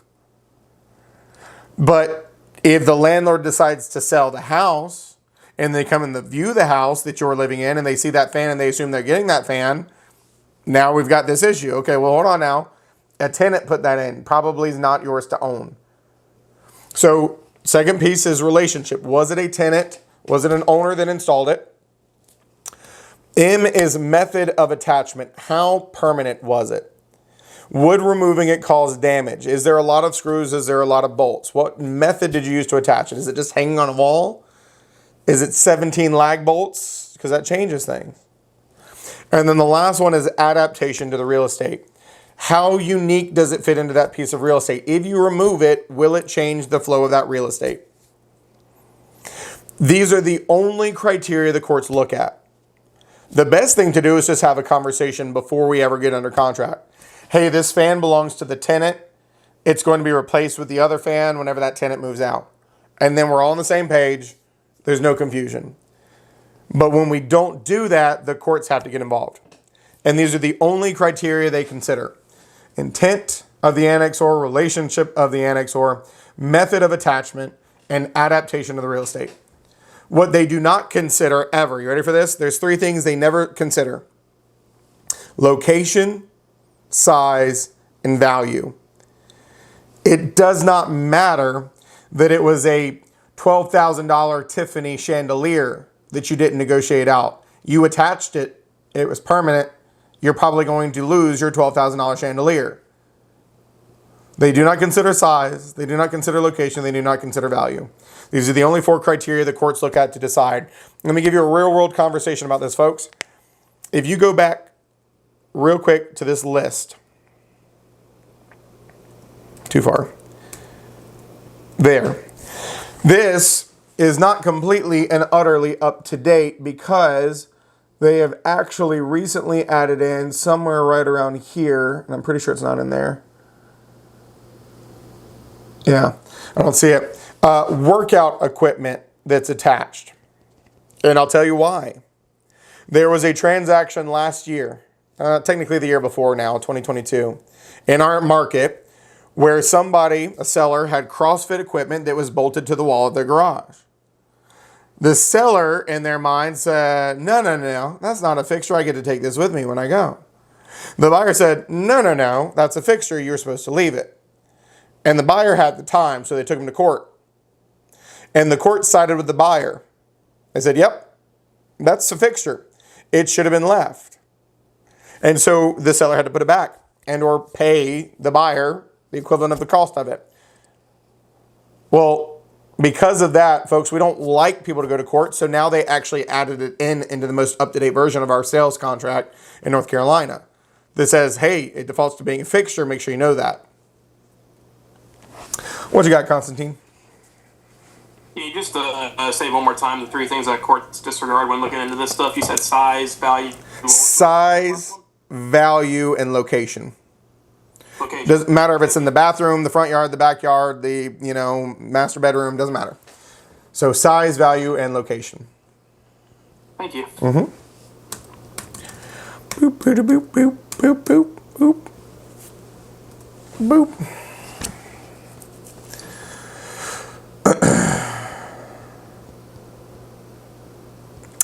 Josh says, what could have prevented his agent from informing him on the possibility of the CrossFit being deemed a fixture, just preventing this altogether? Folks, there's a lot of moving pieces to a real estate transaction. A lot of moving pieces. And sometimes you don't know what you don't know. So when you're brand new in the business and you're just excited about having a sale, sometimes it's not the first thing on your mind, or like, oh, I need to have a conversation about that workout equipment. So it does happen, and it is bad when it happens. And of course, it ends up in people being upset, but it does happen. It was a, learning moment is what we'll call it. Maybe you should have gotten somebody else involved. Maybe you should have asked some questions. Maybe you should have gotten some advice. Yeah, there's a couple things that could have happened there. What you got, Cheyenne? Are we liable anyway if it gets into the courts? Since we didn't negotiate it in the contract, like how does that, if you can explain that. You're going to jail. No, I'm kidding. Folks, typically what's happening is you are going to work for a firm, and your firm and you are going to have what is called errors and omission insurance. E&O insurance is what it's called. And so it's there to protect you if you make mistakes. It's basically the real estate version of malpractice insurance for doctors. So sometimes we screw up and we get sued, and hopefully the E&O insurance covers it and helps protect it, and your firm has legal counsel and helps cover it and helps protect it. And sometimes it's really bad, sometimes it's minor, sometimes it's settled, sometimes it's not.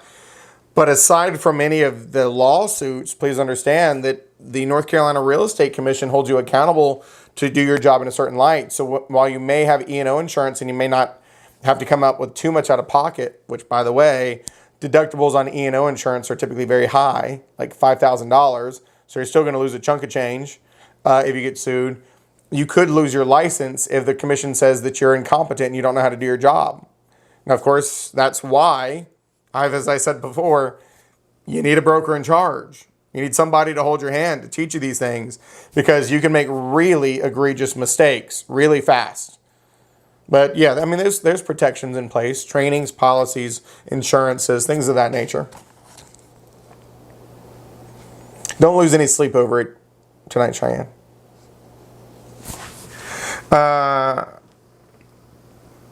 Every single time I look at it, Shia, I have to think about it. Like, it is the most intentional thing that I have to do. I'm like, I know, and I can see like you're really thinking about it. every single time. I'm sorry.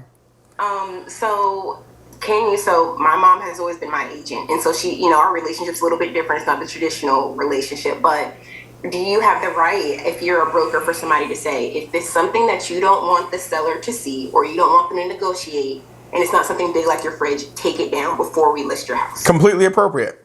Okay. Completely appropriate. Like maybe that's because she's my mom. No. Completely appropriate. Because here's the thing, folks.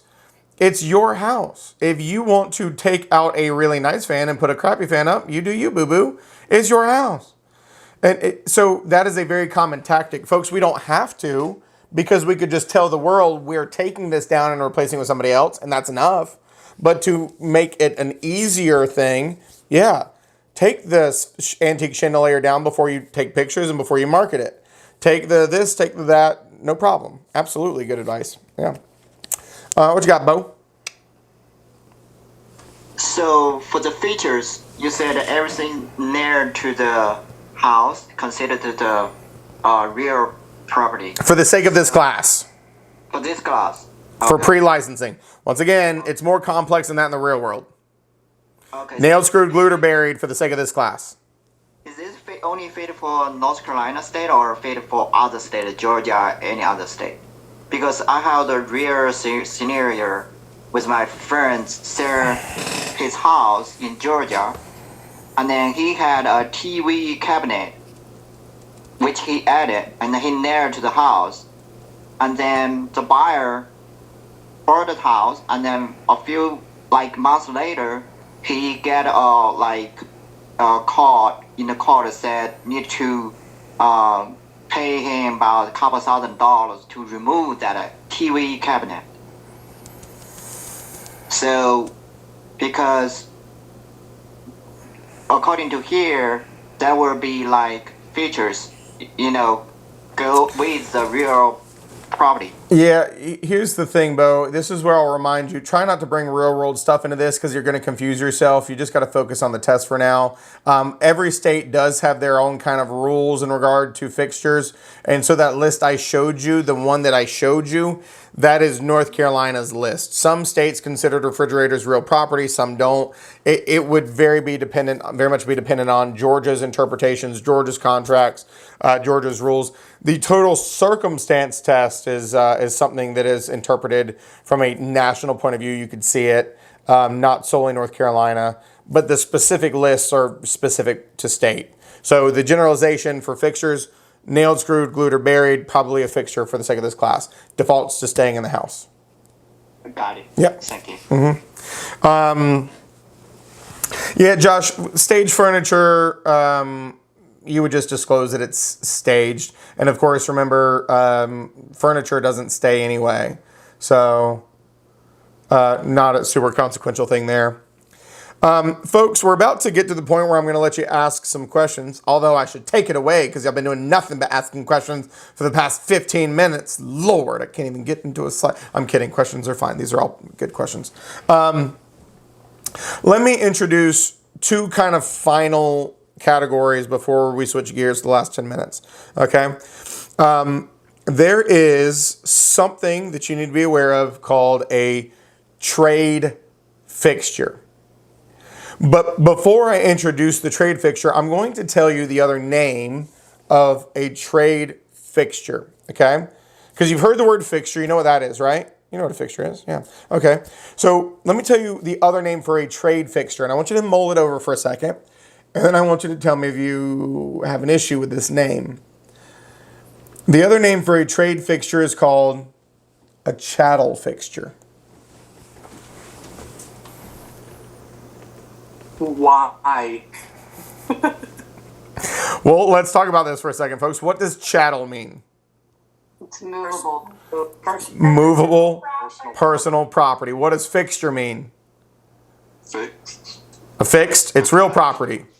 Personal property attached to the house. This is what we call an oxymoron. If you've never heard that term before, it is when you put two words beside each other that directly contradict each other.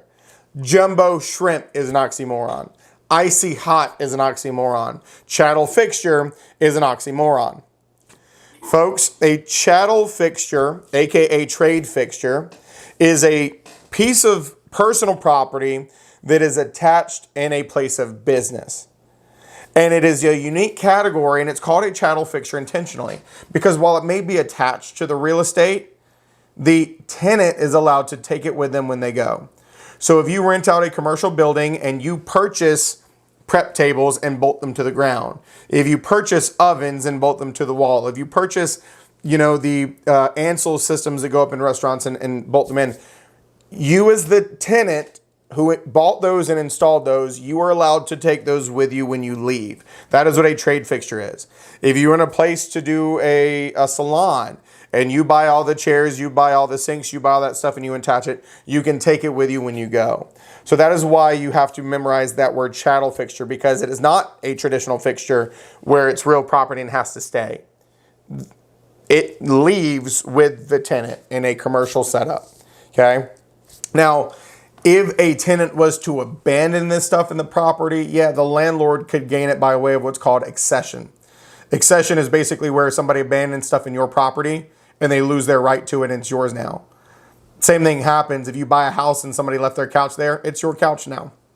If they didn't negotiate it, they left it there, it's your house, it's into your house, it's your couch. Does this make sense?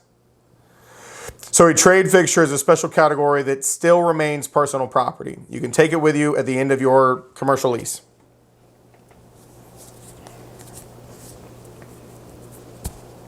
So here's the last one that I'm going to introduce tonight before I let you just chit-chat with me for the last few minutes. Okay?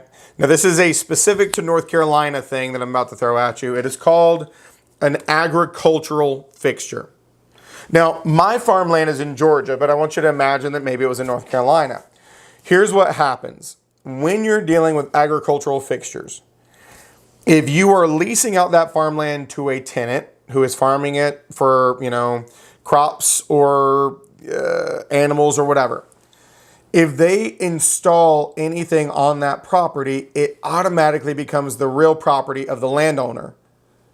So, for example, let's say that I own that farmland as I do, and it was in North Carolina. If the tenant farmer wanted to install a grain silo, that's my grain silo now. It automatically becomes the real property of the landlord, even though he installed it.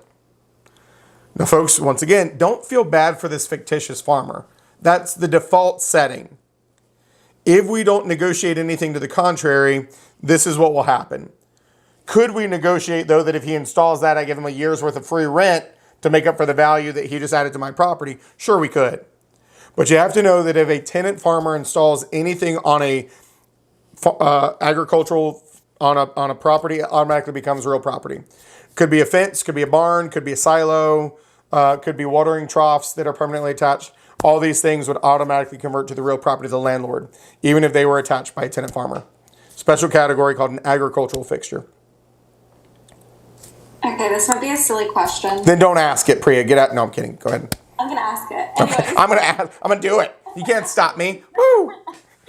So my brain is a little fried. But so, then fruits of nature. If you are a tenant farmer and you plant your crops, that's called that's your personal property. Fructus industrialis, not fruits of nature. I don't want to butcher it, so that's the white girl version. I'm just kidding. No, so fructus, because remember they're different. Fructus naturalis is the fixtures; those are non-crops. Fructus industrialis, also called implements, are your crops. So your crops are the fructus industrialis. But yes, so you install those. Tenant farmer, the crops that they plant are their personal property. Correct. But with this, it's not. It's not. That's exactly right.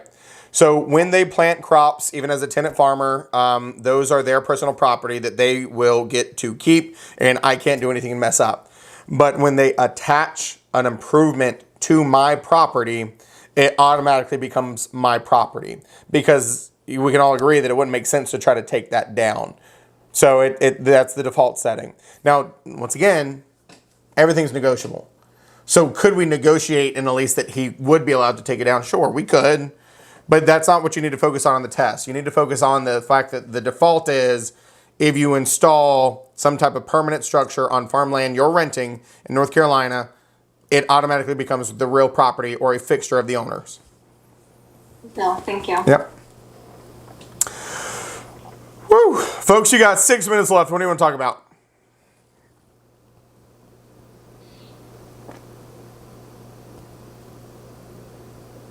The weather? So it's funny you mentioned like CrossFit stuff being in a house. Like I rent a house and our landlord has like squat racks and TRX bands like mounted into the walls. And like he owns the property, but they said like, hey, we can take it out if you don't want it. Can they do that? Even though like we're not buying the house, he owns the house, but it is permanently mounted into the wall. Even though he owns it, like can he take it out? Even though we're just renting. You're renting the house and the owner has workout equipment in that house. Yes. Can he take it out? Yeah. So we're going to talk about some more tenant stuff later, but the general rule of thumb is if it was included in the lease as a feature, they can't just take it away from you unless you both agree to it. Conversely, though, could they have taken it out before the start of your lease because that's not something they're required to give you? Sure. So, you know, once with agreement, anything's possible. If you're like, yeah, get it the hell out of here, of course they can take it. But if they put it in your lease that was one of the benefits is you got your own workout equipment in the garage, they can't just show up one day and take it out because that would be breach of lease agreement. Yeah. What else, folks?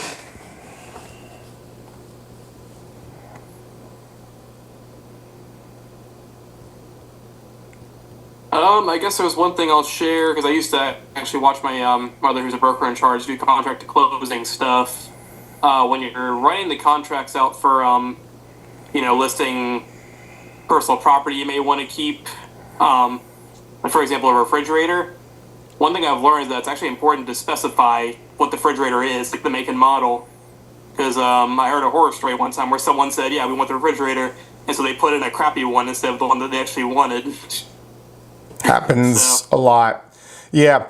Let me just simplify that because you're absolutely right, Constantine. You've got to make contracts stupid proof. Now, I'm not teaching you that in this class. I will teach you that in post-licensing because in 302, I actually share a very similar story to that and give you the information. But you're absolutely right. In the real world, you've got to be super, super specific.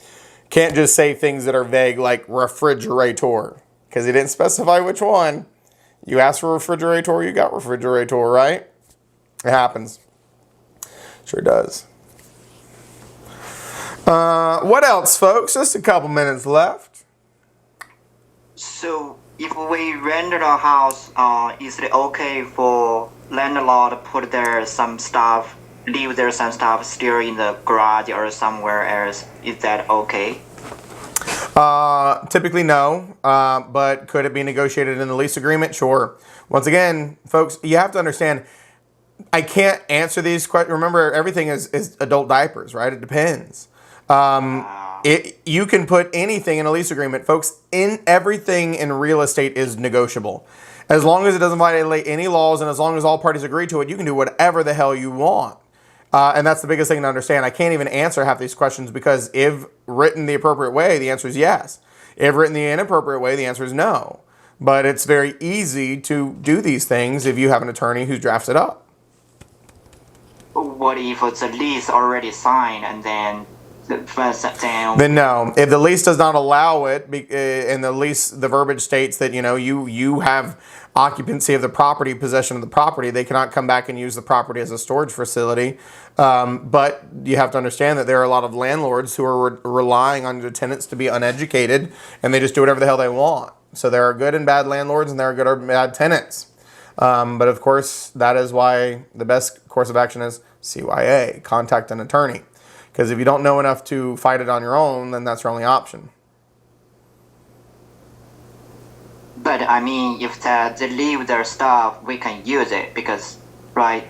Or Bo, I cannot give legal advice in this class, okay? I'm not going to say and be like, yeah, Bo, you go right ahead. It's like, you go ahead and use whatever they left. Toothbrush, knock yourself out, okay? Put some underwear on, whatever they left in there, don't do it. I don't know. Not my circus, not my monkeys, Bo. I can't answer that question. okay, I just like it's not. Yeah, I don't know. I don't know. I can't give that advice, okay? I'm just here to teach you how to pass the test. I can give you a little more, but I always have to say, any advice I give you is not legal advice. And for the sake of this class, I'm not even going to try because the big enough hurdle is the test. So, folks, thank y'all for being amazing on week number 1, okay? Remember, those videos are up if you need to recap anything from a previous class. Flows the same way. If you need anything, reach out to me. Happy to help. If I don't get back to you immediately, I promise I will, or you can always reach out to me a second time. I do get a little scatterbrained with all the different things I've got going on, classes and otherwise. But always happy to help as long as I remember to get to it. So y'all have a lovely, lovely evening. Make sure that you are studying, reading ahead, getting prepared for next week. We will just keep boogieing along and finish.